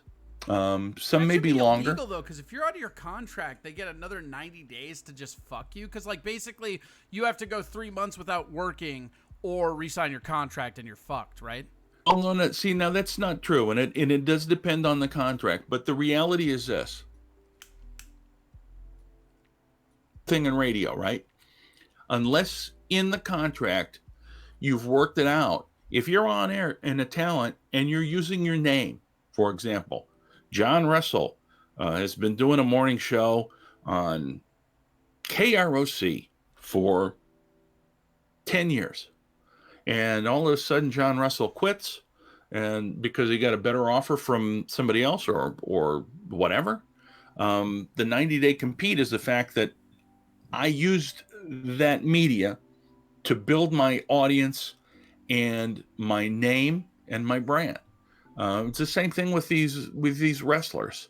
WWE, in fact. What do you mean? So they just. But how does that, putting them on ice for 90 days helps them with their brand? That doesn't make sense to me. It doesn't. The mentality is they don't automatically just get to go walk over and bring the audience they built on WWE with them, or on a radio station with them. I get it. So it's more of the fact that after 90 days, that audience probably already developed new behaviors, so it's less of a threat to the original company. The hope is that they've forgotten about them. Do they get paid in that 90-day process? Oh. Okay. So they just have to eat it for 3 months. You got to eat it for 3 months. They got to sit on the sidelines for 3 months. Hopefully they've earned their money or done something. Doesn't mean they can't go out and do things. They just can't use a particular name. Now, in the case of most of these higher... Well, in WWE's case, they can never use the name again. I don't know... if all of them are like that, but I know there's a lot of people where the promotion owns the name, which is really weird. Specifically the Dudley Boys. The Dudley Boys is the one that's really crazy to me because they were originally signed with ECW, which didn't even have that stipulation in their contract, and then WWE buys them out, but now they get the name, and now we got to deal with what, Dudley Ray or Bully Ray? Bully Ray, that's what he goes by now. It's interesting, in terms of wrestling. For example, Rusev is one of the guys that his 90-day release is on the 15th, and we already know that he's going to be called Miro wherever he goes, which his actual name is Miroslav, his first name. So he's going to be just known as. I think it's great. Of course, he's one of the big ones that people are wondering where is he going to go. EC3, I don't think they care because they never They never really used him after NXT other than to be a punchline of a joke. He must have pissed somebody off backstage, man. The way they stopped writing for him was like, it seemed deliberate. Happened. But see, that's happened with a lot of stuff, and there's some mental blocks, I think, and some, like, for example, Eric Young was a TNA champion several times, and literally they barely used him. He was with Sanity over at NXT, but they when they pulled him up, they tried to have Sanity. It didn't go over, and then that was it. It's like, well, that didn't go over, so it's I don't know, man. It's an interesting thing, but the point being that a lot of these guys that don't have contracts signed yet, because they can't sign them until the 15th. They're hinting around to a lot of places. And I think one of the things, like Anderson and Gallows are going to go to Impact, although they're friends with the people at AEW. And I think theirs is more teasing. I kind of feel like EC3 is teasing all of these different promotions because I don't think he's got a whole lot of interest, probably. Yeah, where do you think he's going to end up? I guess with him would be he's probably going to end up at ROH. See, I was thinking NWA. Oh, so here's the interesting thing. NWA isn't filming anything right now. Yeah, but once they get up, they're going to be one of the... I think NWA's method is like, once they actually do film, they're going to do a massive film shoot of like 6 or 7 in one day. Yeah, that's been their right. So like they can just announce a filming and then they have content for 2 months. So here's what I'm thinking too. I'm thinking that because Marty Scurll is in charge of ROH, and he's pals with the Bucks. Although it's interesting because if you ever watch Being the Elite on Mondays, they have taken everything. They had an opening that had Marty Scurll with them, and they used to play it all the time, and they'd keep playing it, but they've taken that out. So I don't know if there's been a falling out with them. Marty Scurll appeared on NWA against Nick Aldis, so we know that ROH and NWA have no problem working together. But we don't know about AEW and NWA or ROH. Although the first television champion for NWA, which was Ricky Starks, has recently signed a contract with AEW, and so he was in 2 weeks ago, I think it was, a match with Cody for the TNT title, and he did a great job. So I think they're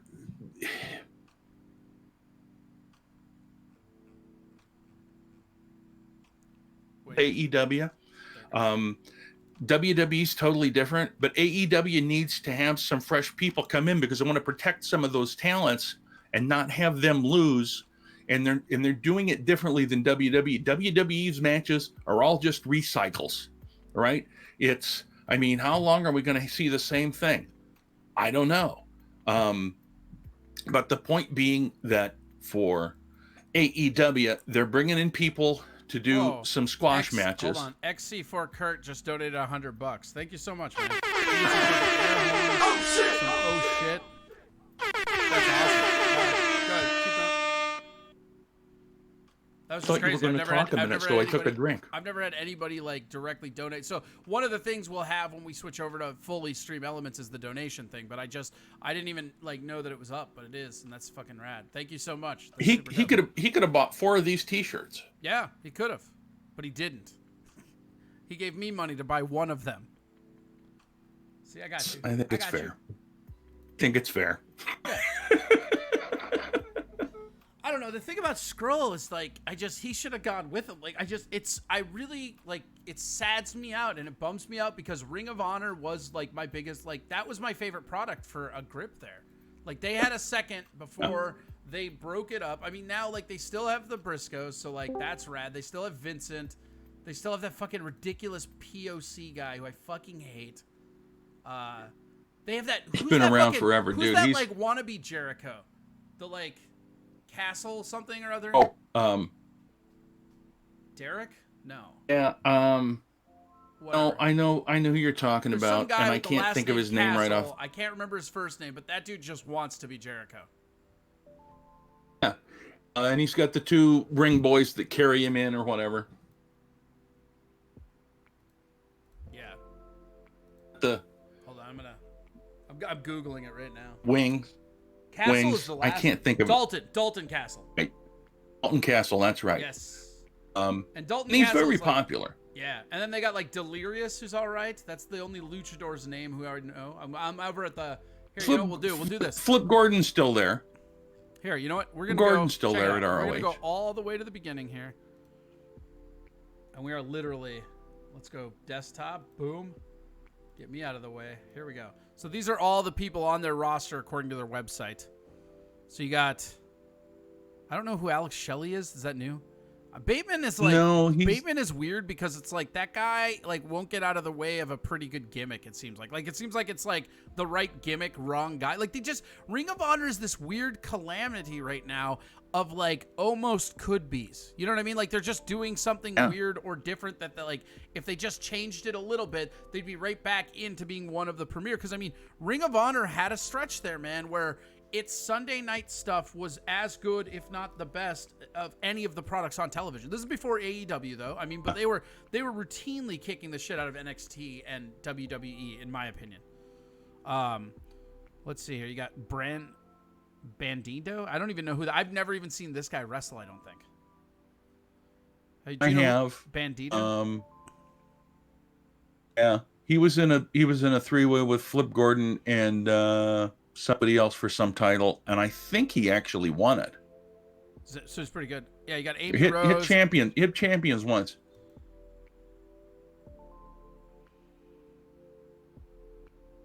Rose, no clue. Angelina Love, no clue. Here, we'll go back. Yeah, I don't know. So, all right, saying back there to that he. Rey Mysterio, it sounds like. Anyway. There's a link to that. Anyway, so here's their current roster, and might as well go over it since we're here, right? Or you wanted to do champions? Here, we can click champions. Rush. Dragon Lee. Yeah, Jay Lethal and Jonathan Gresham are also really good. Like, Jay Lethal is one of the best wrestlers in the world right now. And he's been around forever. And that's so fun. greatest things I've ever seen. They do have that. What's the greatest you cut out? Machismo. Oh, yeah. But so, all right, here, we'll go back. So this is, they got, let's see here, Brian Johnson, Beer City Bruiser. Again, Beer City Bruiser is another guy that, like, could have been, you know, somebody like the Giant, but just not quite enough. Or, like, Brian Milanos is, like, kind of like a Bam Bam Bigelow, but not quite.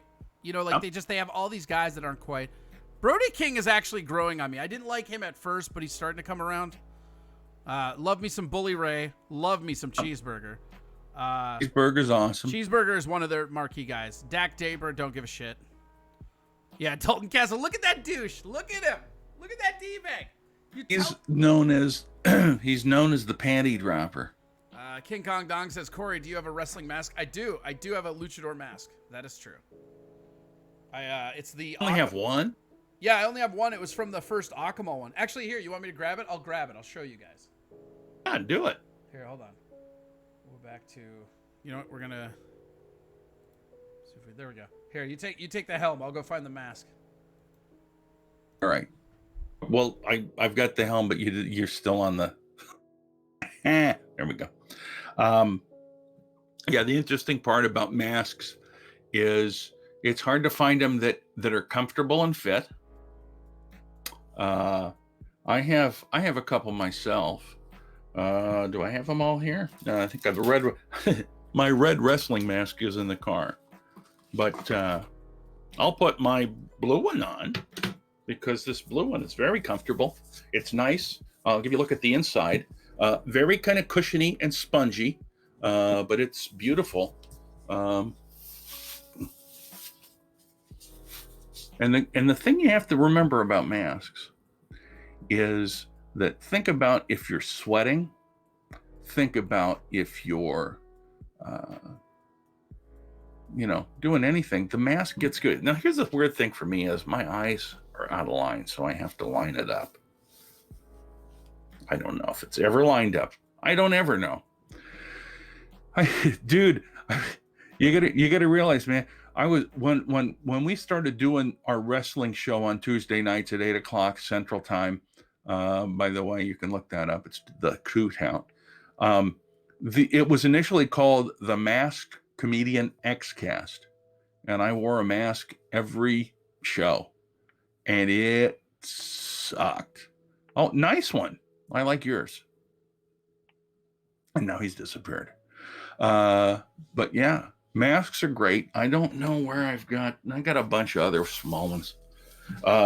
So the thing about masks is if you got a huge head like mine, you almost have to get it special ordered. I've got 5 masks that don't fit my head. I've got a red one that's a little bit tight that is in my car just in case I was, to be honest, I was going to use it in case I needed a Corona mask.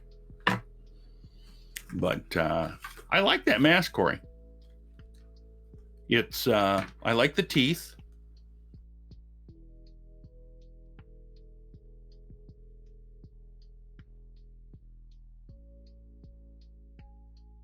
If you had fins on the top of your head, it'd be like you were Shark Boy.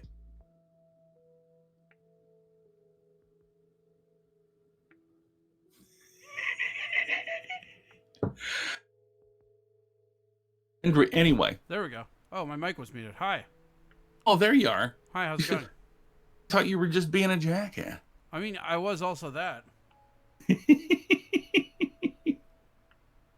But it's themselves are a huge art. And who would you say, in your mind, is the most famous masked wrestler ever? It's got to be like Rey Mysterio, right? Rey Mysterio definitely is. Hold on. I'm ditching this here. You hold on. I'll be back. Ditching it. Take that mask off so people can hear you. Lucha, that would have been nice if Lucha Corey wouldn't have talked. Into history, at least in the United States, you had the masked assassins, you had the interns with Dr. Ken Ramey, and you had Mr. Wrestling 1 and 2. Now these were some of the first masked wrestlers that at least became famous. Of course, down in Mexico, the luchadors, they almost all wrestled with masks. And I don't know why that is, but the most famous of Mexican luchadors was, well, yeah, Kane had a mask. In fact, there's an interesting story. I'll talk about Kane here in a minute. But Mil Mascaras was a famous masked wrestler down in Mexico. And in fact, he was so famous that they made movies with him. Another one was The Saint, El Santo. And they used to make wrestling movies with these masked wrestlers. And it's so silly because that's like having a ventriloquist on the radio. You know, it doesn't make any, there's no sense. Wrestling Tok. But anyway, I think Corey's pooping. I'm not pooping. Anyway. What are you talking about? I just was curious. I didn't know. I didn't know. Now I'm pooping. Here's an interesting thing about Kane. Now, if you don't know this, Kane's real name is Glenn Jacobs. And Glenn Jacobs is the mayor of Knoxville, Tennessee. Yesterday, the city council, of which he's a part, every locality is a little bit different in how it all works. But the city council of Knoxville voted to mandate masks for the COVID virus. There was one dissenting vote, which was the mayor, Glenn Jacobs, also known as Kane, who wore a mask almost his entire career. I found that very amusing. That's really funny. Did he say why? I mean, I'm sure it's somewhere. I just saw the headline. I thought, God, that's funny. Maybe he did just because, I don't know. Who knows? Hard to say. But I thought it was funny. Oh, here's another interesting thing. If you talking about recipes, you remember we were talking about recipes. No, we were before. never talking about recipes. Well, it just so happens that this is an interesting little tidbit. Some of you may or may not know that Renee Young, who is one of the top announcers for WWE, at least until her husband John Moxley left and went to AEW. Fox canceled her show WWE Backstage 2 weeks ago. Yes, recipes. And also announced that she had the COVID-19 virus. She was set to make a big announcement yesterday. And people thought, is she leaving WWE? What's going to happen? What's going to happen? Guess what happened? She announced that she had written a recipe book. She's got it. Renee Young has a cookbook. So interesting. Very interesting to me. What else is news? Oh, Tessa Blanchard, who some of you, if you follow wrestling, are familiar, it's Tully Blanchard's daughter. And she was the first Impact wrestler, female Impact wrestler, to win the heavyweight championship title. She beat Sami Callihan, and it was huge and big, and there was a whole lot of quick easy meal to stay away from the heat in the 4th of July. Well, here's a recipe for you that most wrestlers enjoy. What you should do is you should get some nice, doesn't make any difference to the brand, some nice deli sliced turkey. And then you want to get some nice deli sliced cheese. It doesn't make any difference. Whether it's my preference is always Swiss cheese, but it could be sharp cheddar, it could be Monterey Jack, but I like Swiss cheese. And why do you like Swiss cheese so much? But here's the thing: cheeses. You use the cheese as the bread. Okay. Then roll it. That's probably pretty good. As you can see in my background, I live a slovenly life. Yeah, you do.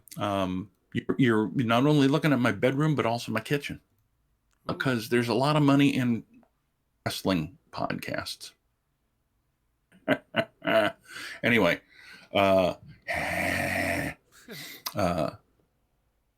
mean, I make all of these great recipes. I should bring. I can't reach it from here.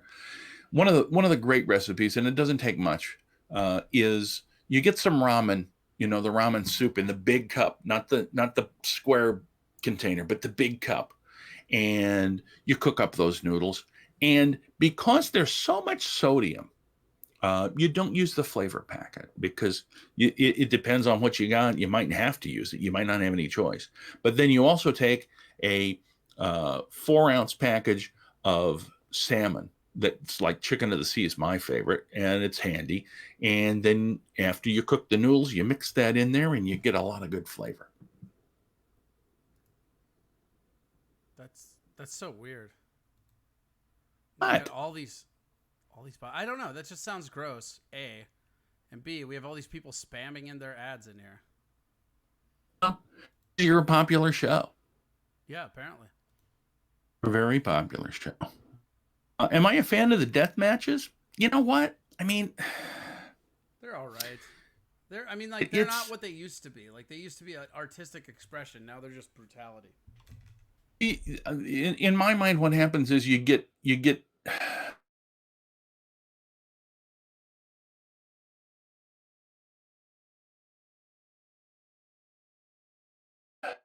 in a match, it's like, oh my God, he really cracked him in the head. And then when you see guys busting lights and shit over each other, and it's like, what's the point? Why don't you just stab them with a knife? I mean, in some cases that was the case. Abdullah the Butcher used to bring a fork into the matches and poke guys in the head with a fork. That was a strange guy. See, and this is one of the things. Those ideas are shit, baby, but they're good.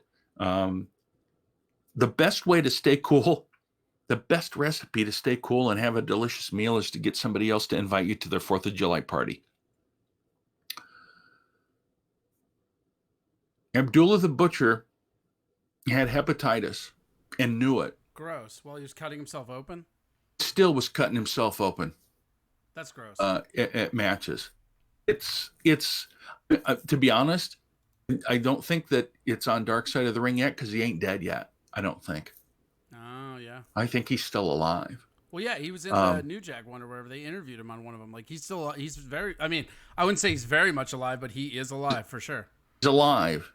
He's not doing anything. He's no Kamala. See, the thing is, Abdullah the Butcher was one of the first guys that was just bloody, bloody, bloody all the time. I don't think there was a match with Abdullah the Butcher that wasn't bloody. And I don't know about you guys. It's just like at a certain point, it's too much, you know? And I think I said this the last time. It's a situation where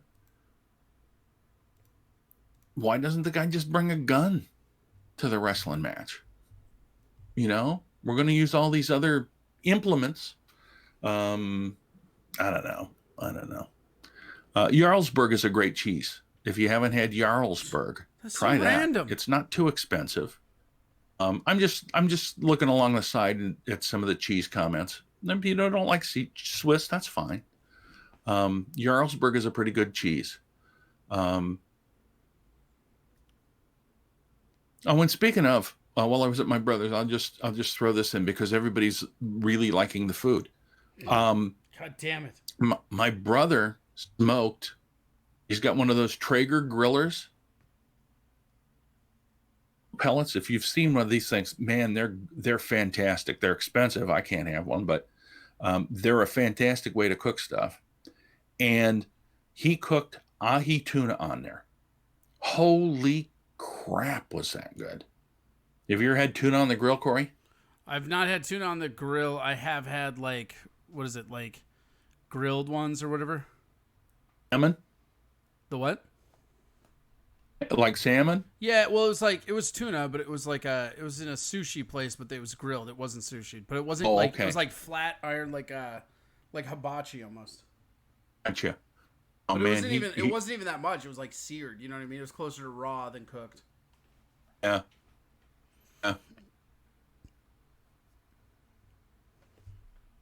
Anyway, I got distracted. Yeah, that'll happen. So Tessa Blanchard, when all the COVID stuff happened, was in Mexico and couldn't get back for whatever reason, and is still in Mexico. So this week, they not only released her, Impact, not only did they release her, they stripped her of the title, and they also was in her contract that she cannot say anything bad about the company. No slander or anything. Yeah, which is interesting. But apparently, they told her they wanted her to do promos because she's got an upcoming match against somebody, and they wanted her to do promos, and she just refused to do them.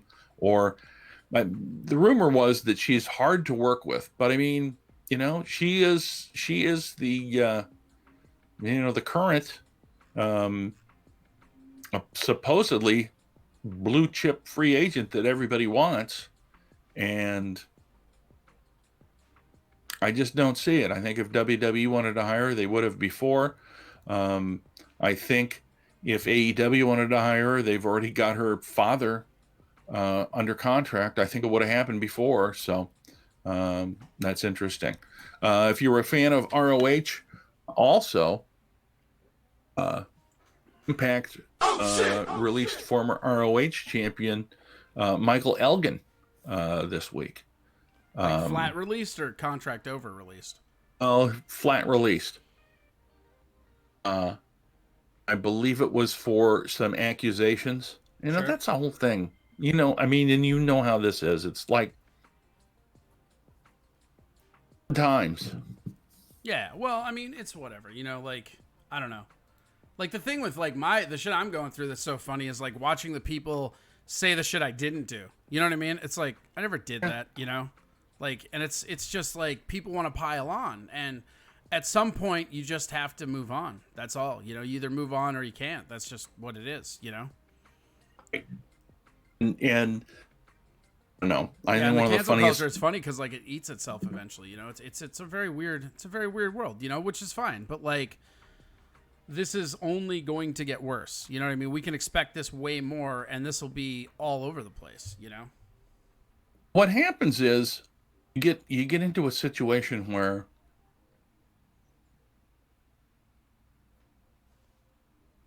so prevalent that you end up having a level of hypocrisy. Mhm. And in just by definition. No, I mean, that's one of the things that tends to bother me a little bit, like about the comedy community. You know, you have people that say, well, we're inclusive. We have an inclusive show. If you single out any group of people that you don't want to have, then just by definition, you're not inclusive. And if it's your show and you only want to book certain people or certain types of people, I don't have a problem with that, but don't lie and say that it's all inclusive if it's not. Right. Well, and that's kind of like part of the issue that I was having was like the people that were trying to pile on, you know, your Daryl Horners and like Robert Phoneses and stuff. I've seen some creepy stuff out of you guys. Like, you're not the people to say anything right now. And it's just, it's a weird thing, you know, and it's all like you did this, but you didn't do these other things, but we're going to say you did. You know, it's the moment that the accusation comes out, you've done it, no matter what happened. And there's no way to fight back of any kind. All you can do is issue an apology, amend your behavior, do it, whatever you have to do, because like it's just not, it just snowballs after that, you know? That's all it can do. Yeah. And it's interesting because like every time like these things always will come to light, and so they like, and I'm not like, I don't know a lot of the psychology behind it, but I mean, like, sometimes when people go through traumatic stuff, it takes them a second to speak up. So the idea that like this is going to be echoes each and every time, you know? I agree, but it seems also like it's an all. The whole thing is it's an all or nothing event. Mm-hmm. I mean, it's either you're, and there's no gray area anymore. It's either yay or nay. It's like the Roman circus. Yeah, thumbs up or thumbs down. Yep, Nothing absolutely. in between. 100%. But most of life is like this. Most of life is just a side thumb. Yeah.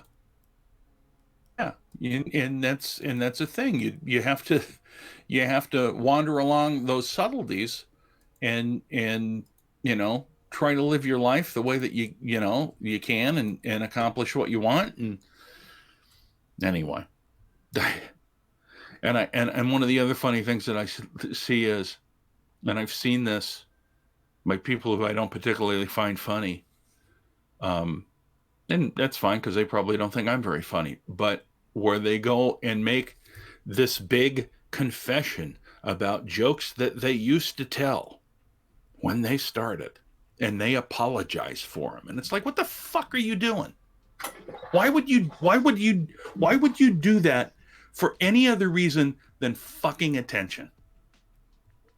Right. You know? Right. It's like, oh well, I just, you know, I got to tell you, man, It only took me 4 months. I was in a pretty happy spot. I don't know how this is coming out all of a sudden now. I was in a pretty happy spot January, February, Sure. because I had a pretty good job and it was going great. And then the COVID came and lost the job. And it only took me 4 months to really, truly get back to where I was, to where I kind of hate people. Yeah. I mean, I feel like that's slow. And it's going to be like, that's the other thing too, is people are going to be the worst version of people because everybody's under like mental exhaustion, you know? I mean, like it's a fatigue thing right now. It truly is. And I think part of the reason it took me so long is because I wasn't doing anything. Right. I had nothing. Nobody I mean, was. literally had nothing to do. I had no reason to leave the house. In fact, one of those phone calls that came in while we were here was my son wanting to know if I wanted anything from the grocery store because he was going to stop on the way home from work. I got my son saying, "Hey, you don't even have to leave the house." And you're like, yeah, that's fine. You're not being lazy. You're doing your part to fight COVID. Exactly.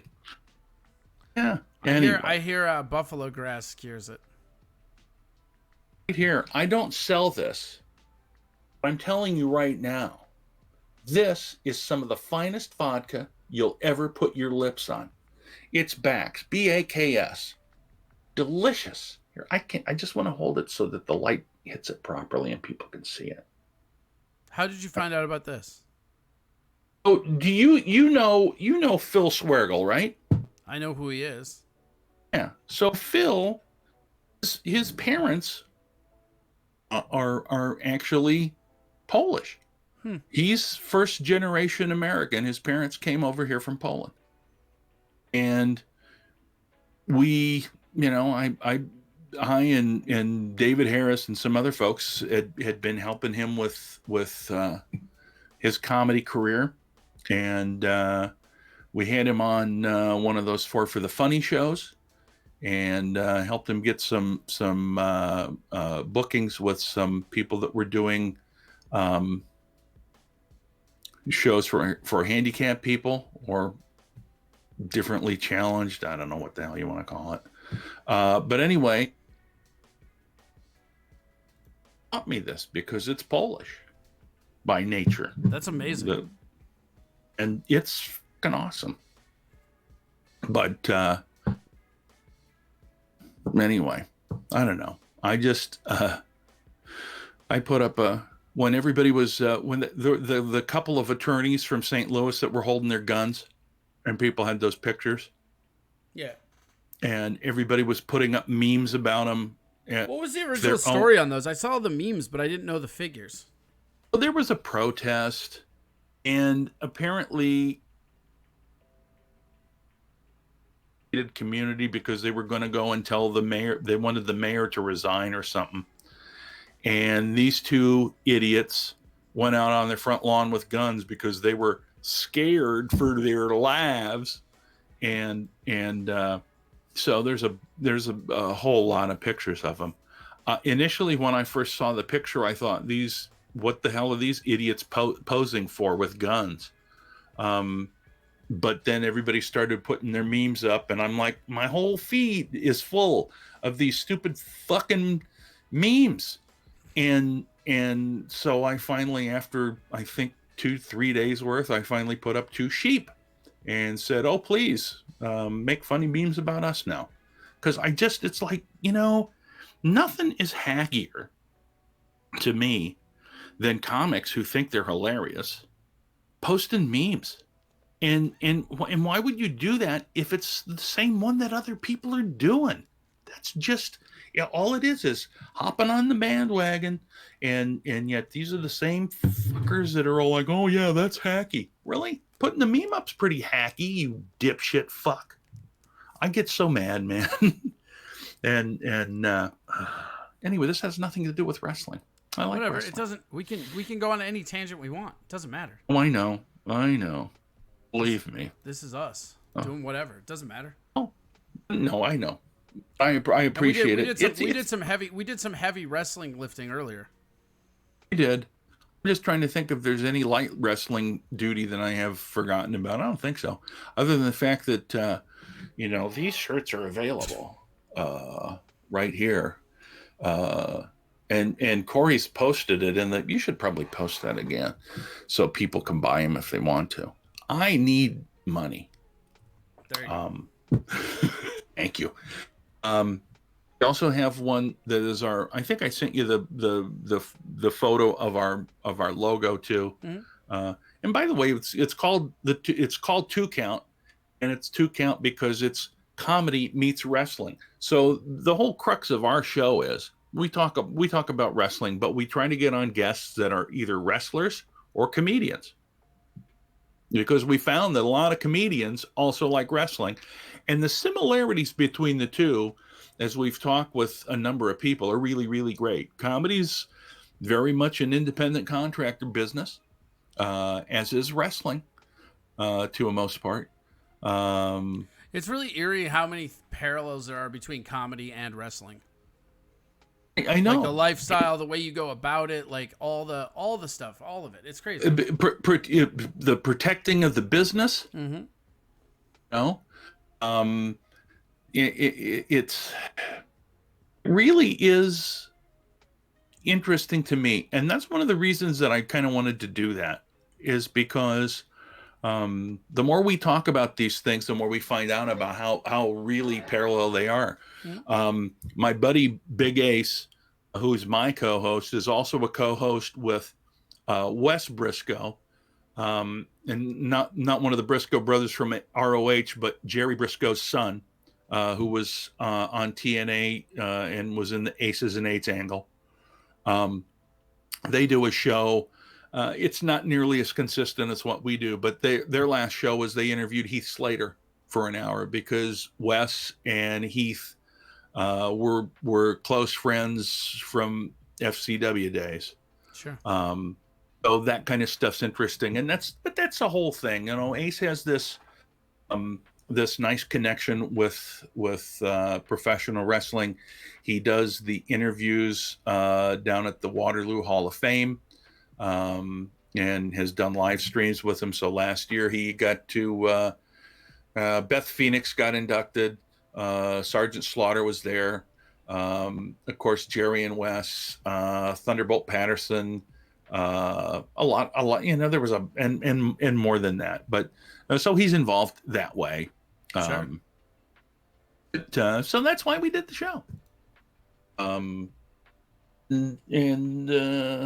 Yeah, I mean,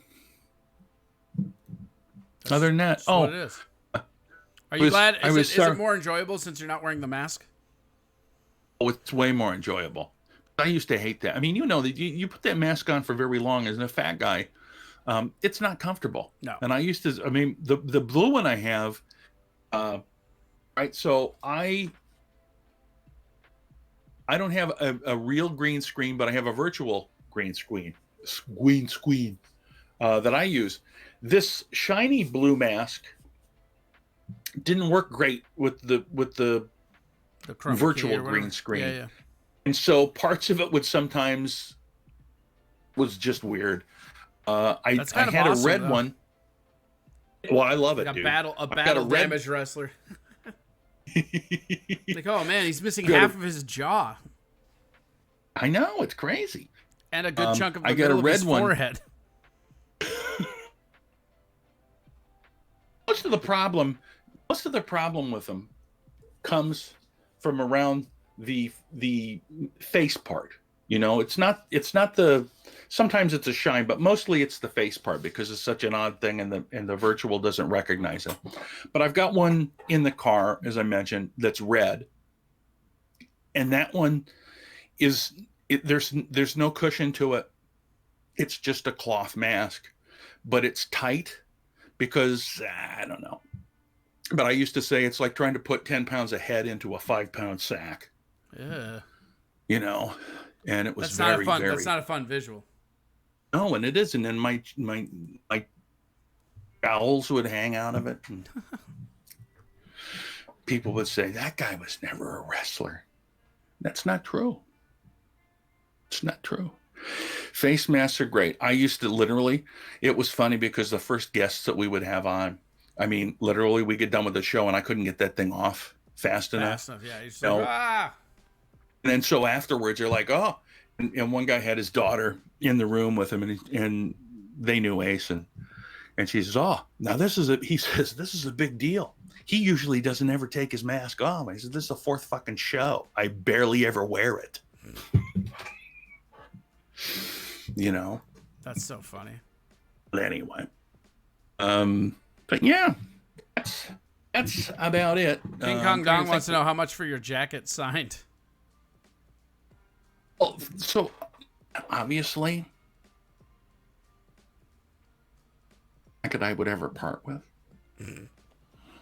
Yeah, how could but you? depends on how much money you got. Where is it? Go get it. I don't have that. I know. I don't have, you know that.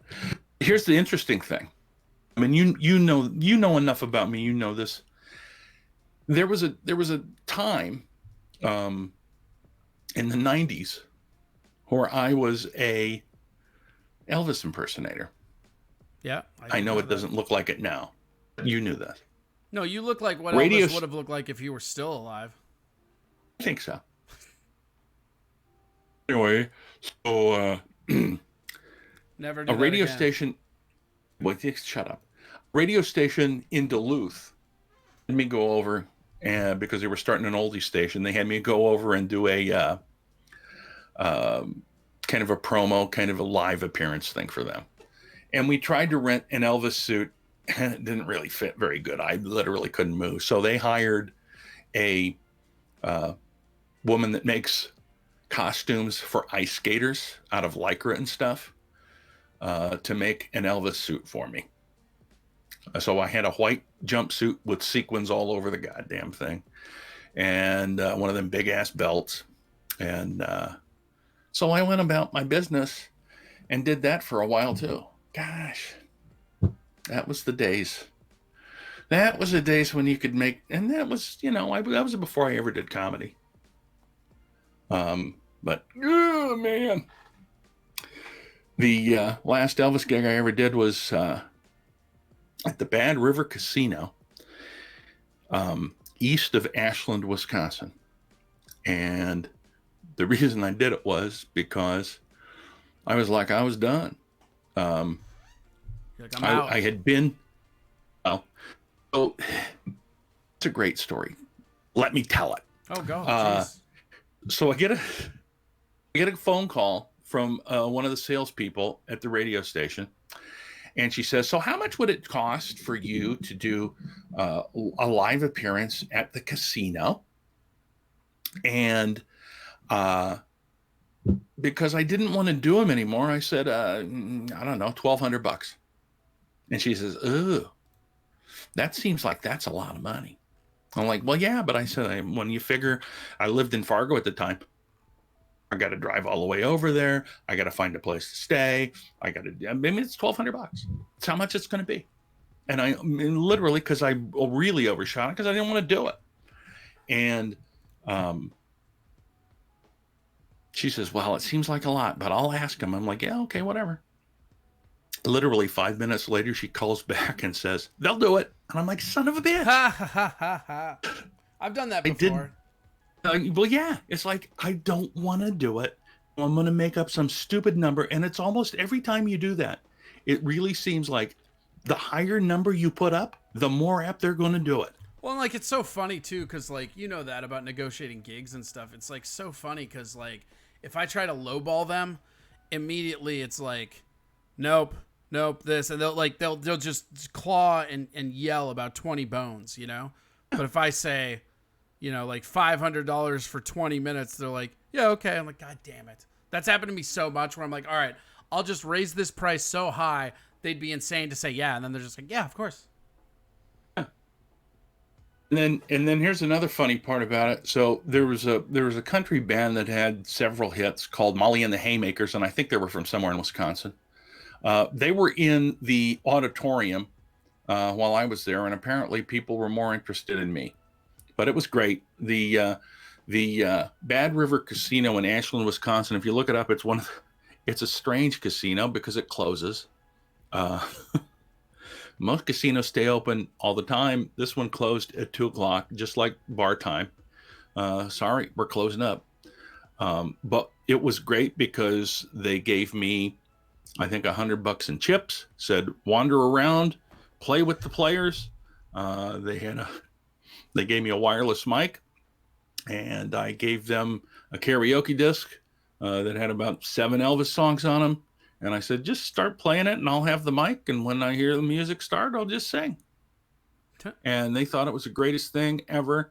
And I should have charged them $3,000 for it. And I would have probably had no problem. But so be it. That's how it works. That's how you don't make money. That's how you don't become famous.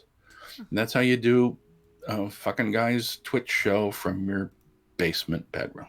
Well, that story sounds so much more sad when you tell it like that.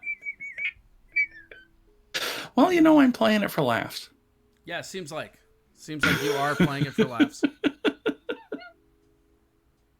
Oh my God. So what are you going to do for July 4th, buddy? I don't know. Probably nothing. If it's this oppressive hot, I'll probably just lay around. I don't want to leave the house. No. When it gets this hot, I just want to huddle next to the air conditioner. Like, I don't understand people that are like, oh, now we got to go do all this stuff. Like, I just like to get a 5-pound bag of ice and sit on it. Yeah. That would be fun. It's ice is an underrated form of when your ass cool while you got hot weather like this. I mean, and for a fat guy, I mean, that's pretty important. Yeah. I would think it's the most important. Oh, I was gonna say, I was sorry to hear that you're not, as Mark Clampy has talked to you about your weekend down there. Yeah, right? with the construction your and date stuff. down there. Yeah. Oh, the goddamn Crooked Pine ain't open. Yeah. No, that's the thing, is they open a week Not later, gonna- so. Well, maybe. No, everything. It's just like He didn't have the maybe when I talked to him, so it's all good. Yeah, well, because they keep putting shit off. But here's the thing, and Don't do it. for Mark to be the good thing for Mark to be at, and if you guys don't know, Goonies Comedy Club in Rochester, Minnesota, I'm associated with them. It's a great club when it's open. One of the best things for Mark to be able to continue to operate it and make money is the fact that he's inside the Crooked Pint there. And it means he has no overhead. He is not paying a lot of money for staff because they're the ones that are the servers. So basically, it's a good deal for him. The problem is when the Crooked Pine isn't open, he isn't open. And so even if he wanted to open, he couldn't because their doors are not open right now. Right. And so the fear in I don't know, I've heard this with several people that I've talked to, different venues that are now afraid they may have to close back down again. Hell, we're one of the good states. And they're concerned that they may have to slow things down again and go back. Yeah, but that shit's so propaganda based. It's so crazy. Like, I try to have these conversations with people and they get so crazy. Like, so all the places where the cases are quote unquote skyrocketing, right, are places that added 200 to 300% increase in testing. Of course, you're going to find more cases. Like, it doesn't mean that those cases were still out there when you opened a lot of the times. It's super weird how everything's super political. Like, if you're on the left, stay inside. If you're on the right, go outside. It's like, no, how about we all just take a breath, try to figure out the information, and then make rational decisions? It is very difficult, and because I don't think anybody wants to get anybody sick, but I don't think it's good for people to be cooped up inside either. And I think there's a lot of people, depending on what their political persuasion is, that make knee-jerk reactions to stuff. I did a show 2 weeks ago for Mike Fink in at the Hamel VFW in Plymouth. And then last Saturday, we did a show up at the Sundance in Maple Grove, Sundance Golf Club. Okay. Was the place full? Of course not, because it couldn't be. But there were less people than they had it set up for. So was anybody nervous? Nobody in the audience seemed to be. Some of the comedians seemed a little more nervous than the audience members. But that's the thing. I know there's a lot of comedians that are still afraid to go out and do things. Oh yeah. And that's fine. That's fine. Nobody should do anything. King Kong they don't Dong want said to. Wisconsin is having a herd immunity party. That's pretty funny. Well, like that was my whole point. Like I saw the meme and I've been talking about it, is like where it's like, okay, so with face masks, right? Is it still my body, my choice, or just not on this one? Like, is that what we're doing? It's just crazy. Like if you're at risk for that, like you're an older person at risk, like then don't go out. Like it's not, you can't just bog down the economy to save what is coming out to be a very minute population. Like it's not nearly as deadly as we thought it was. And thank God, I'm not like, nobody's rooting for that, but it's like right. when they first did what they did, it was okay. I understood it. You know what I mean? But like at some point you have to stop politicizing this, look at the data and make logical decisions. But this idea that like Florida and Texas, you look at their deaths aren't any higher than they were. As a matter of fact, in Florida, they went down. But the cases are going nuts because everybody's getting tested. These were people that had it or still have it or whatever with the antibodies. That doesn't change anything. It's just such a stupid, like this idea that testing is somehow how they're going to detect stuff. It's not logical. And then the moment they increase testing, you're going to I don't think there's a single place that increased testing that saw cases go down, because that's not how it works. When you're looking for something, it's like if you and I go into the woods and we're looking for bears and we find the most bears we've ever seen. Does that mean that those bears were not there before we started looking? Of course not. But it's like, let's get the propaganda engine going, because that's all they want to do. It's so political right now, and it's so sickening. Again, I don't know where anybody falls on the aisles. I don't care. I'm a libertarian. I'm beneath or above that, as it were. I don't care. I reject the two-party system I have for a long time. But it's this crazy, like, fear culture where they're both just fucking getting each other ramped up, and the result is an increased police state. And nobody's happy. It's not representing anybody. Oh, and the whole thing is, yeah, you're absolutely correct. The thing that, as an old guy, bothers me more than anything else Metamucil is, well, the thing that bothers me is diaper that we. chafing. Oh, keep trying though. You'll never get it. All right, go. The thing that really bothers me is that as a populace, we've all voted ourselves into this fucking mess. Right. We've all just gone along with the way it's always been, and it's on my generation more than anybody else's.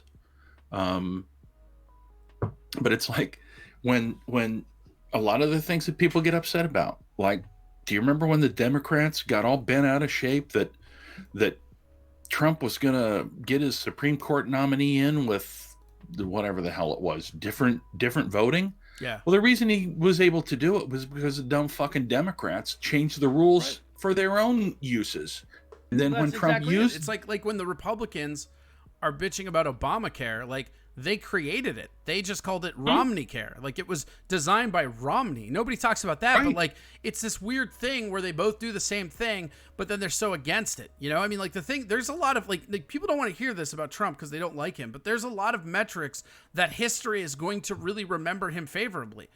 For instance, he's the first president since I think Carter to not have a major military war or operation in effect in 4 years of being the president. And I don't care about like the Hillary stuff. Like if Hillary got into office, the Democrats would have waged that war with Syria that they wanted. That would have happened. Definitively. You know, and again, like I think the thing with Trump is I think we all hate him because he looks like the worst American traits. Like he reminds us of us, so we hate him. Well, I think one of the big things about Trump is it's clear that he's a narcissist. Yeah. And he doesn't have the ability to show any empathy for anybody. Whereas virtually every president on the way back down, they may have been as equal a piece of shit as Trump is, but they were able to at least act the part. He can't even act the part, and that's the problem. That's why there's such a big division, I think, you know. I would say that he handled the whole COVID thing and the whole George Floyd protesting thing. He's handled everything wrong. Yes. He wants to continue to divide as far as he can. And I mean, you know what? It's going to bite him in the ass, I'm afraid, but who knows? I mean, because the other part of it is the other thing that I love, and you probably have talked about this, is that all the young people are trolling every goddamn thing about our system, and I love it. That's great. I mean, I'm not one of these anti-protest guys. I don't think they typically change stuff, but I mean, like, protesting isn't an obligation or isn't a right. It's an American obligation. We were founded on protesting. That's like, you need to do that. Like, that's fine. And I'm not against that either. What I'm saying is, aside from the protesting, all of the trolling that young people did, like, you know, that they all signed up for Trump's big rally in Tulsa. Yeah, they bought up all the tickets, and then it was empty. I love that. That's hilarious. My big huge fear is that they're doing the same thing still with the polling, because that's what they were doing before. You know, that's in 2016. That's what they were doing. People were just lying to the pollsters, because I mean, the polls are bullshit. The polls should not be taken. And the reason they shouldn't be taken is because they affect people's desire to go and vote. Yeah. I love the fact that they're screwing with everybody, and they're doing it in a way that is perfectly legal, but it's like when, you know, back when I was a kid, a little tiny kid in the 60s, when they were doing sit-ins and all that kind of stuff. Home now. Yeah. By doing it online, and I just love it. I just love it. Well, that's kind of the whole thing about all this. And it's just, I don't know. This thing, it's all crazy. It's all nuts. Why don't, hey, we're coming up on time here. Why don't you tell the people where they can find you again, and maybe pump your t-shirt some more? Absolutely. Well, first of all, here's the t-shirt. You got to get one of these count t-shirts, because, my God, it's probably the finest idea that we've ever had. And it's a nice t-shirt. There's the ref, and it's not 80% of it's not the count, really. But you can get those, and they've got our logo on the back. That's the count the count, and Corey's poked that up there. So if you want to buy one of those, thank you very much, sir. I knew you would be on me about it, so I popped it right away. Well, you know, the other thing is that Tuesday nights at 8 o'clock, Big Ace and I do a wrestling show that's all wrestling. It's kind of like this in a way, but more wrestling. But that's 8 o'clock, and that's usually about an hour. So it's a nice little quick run through of things that have been happening, or anything else that pops up into our heads. And we usually have either a comedian or a wrestler as a guest, or somebody involved in wrestling. And let's see, you got any shows booked? Are you doing any shows? Nothing. I'm on my next show, I believe, August 30th. Yeah, oh, that's not true. I'm on the Steel Toe anniversary show on like August 22nd. Oh, nice. Or something like that, I think. At Insane Cloud? Yeah, somewhere up there. Be nice. I'll be doing the Island Casino in Harris, Michigan, which is by Escanaba. So for all of you that are over there watching. And it's a lot. That's our primary demographic. Right over there at the casino. So that'll be interesting, but I mean, other stuff it's weird. Other stuff has been popping up. other stuff has been popping up. God, can you see how it happens when you get old? You can't say words the right way. It's weird. Other stuff has been popping up, but that's we do that wrestling show on the WrestleMania Twitch page because I really haven't. I don't know how to figure out. Or is it WrestleMania? I don't know where it is. It's like but there's it's right? on Twitch. It's on. Yeah, if you just look at my thing, it'll be on there on Twitch. If you want to watch it on Twitch, we also have it on a channel on YouTube. We do it on Facebook, and we also do it on Periscope. So wherever it's the most convenient for you, and I suppose for most of you folks, it's right here on Twitch. Look us up. Give us a little peek, see what happens. We'll have to have you on with us one night since you're not doing stuff in the evenings now. I'm in. Well, I mean, you're not doing your show in the evenings. I guess that's what I mean. No, yeah. I mean, I jumped up in the mornings now. We're Monday through Friday. It's pretty fun. It's pretty awesome. Weird. Yeah, it's weird, but whatever. Yep. Other than that, folks, hey, appreciate you guys paying attention to what I'm saying, and Corey Adam, you're okay in my book, and we'll look forward to more wrestling talk next Thursday. All right, see you next Thursday, buddy. Take care, buddy. Later. That is John Russell. He is a wrestler guy. He's going to be our Thursday wrestling. So every Thursday, wrestling. Just like saying wrestling. It's just fun to say. There we go. All right, let's get this up here. Whoops. Let's get this up here. Wrong one. Let's get this up here. There we go.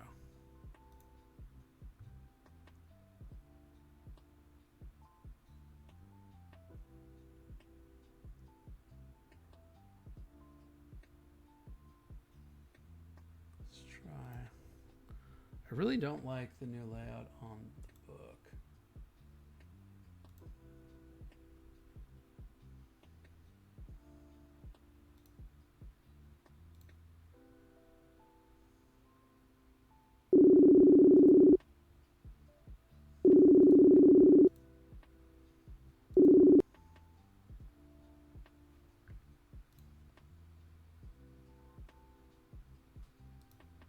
What up?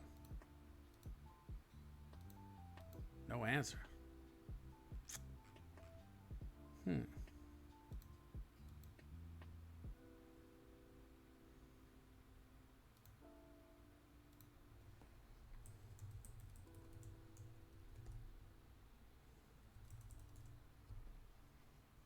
All right. We're going to try and grab some Tom, but apparently he is busy. He's at work, so he can't really do that shit all the time. All right.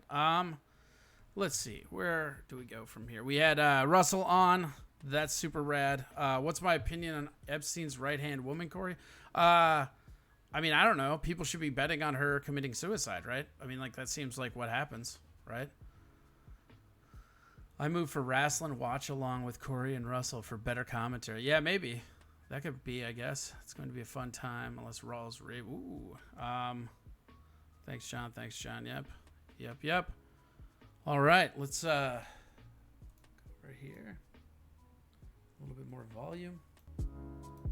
Man, I am just dying. It is so hot in here. These glasses do not help. They somehow make it hotter. I don't understand that, but whatever. All right. Well, don't forget to go over to Discord. Boom. And Venmo. Corey Adam Comedy. Or go to PayPal at CoreyAdamComedy@gmail.com to help support this channel, Discord, and content. Thank you so much. Thank you guys for watching. We do this every Monday through Friday, 10 a.m. to 1 p.m. One more time, thank you to John Russell for coming in, talking a little bit of wrestling. Happy birthday to it's not a special K. What's his screen name? Happy birthday to the birthday boy. What is the? Let me see if I can find it.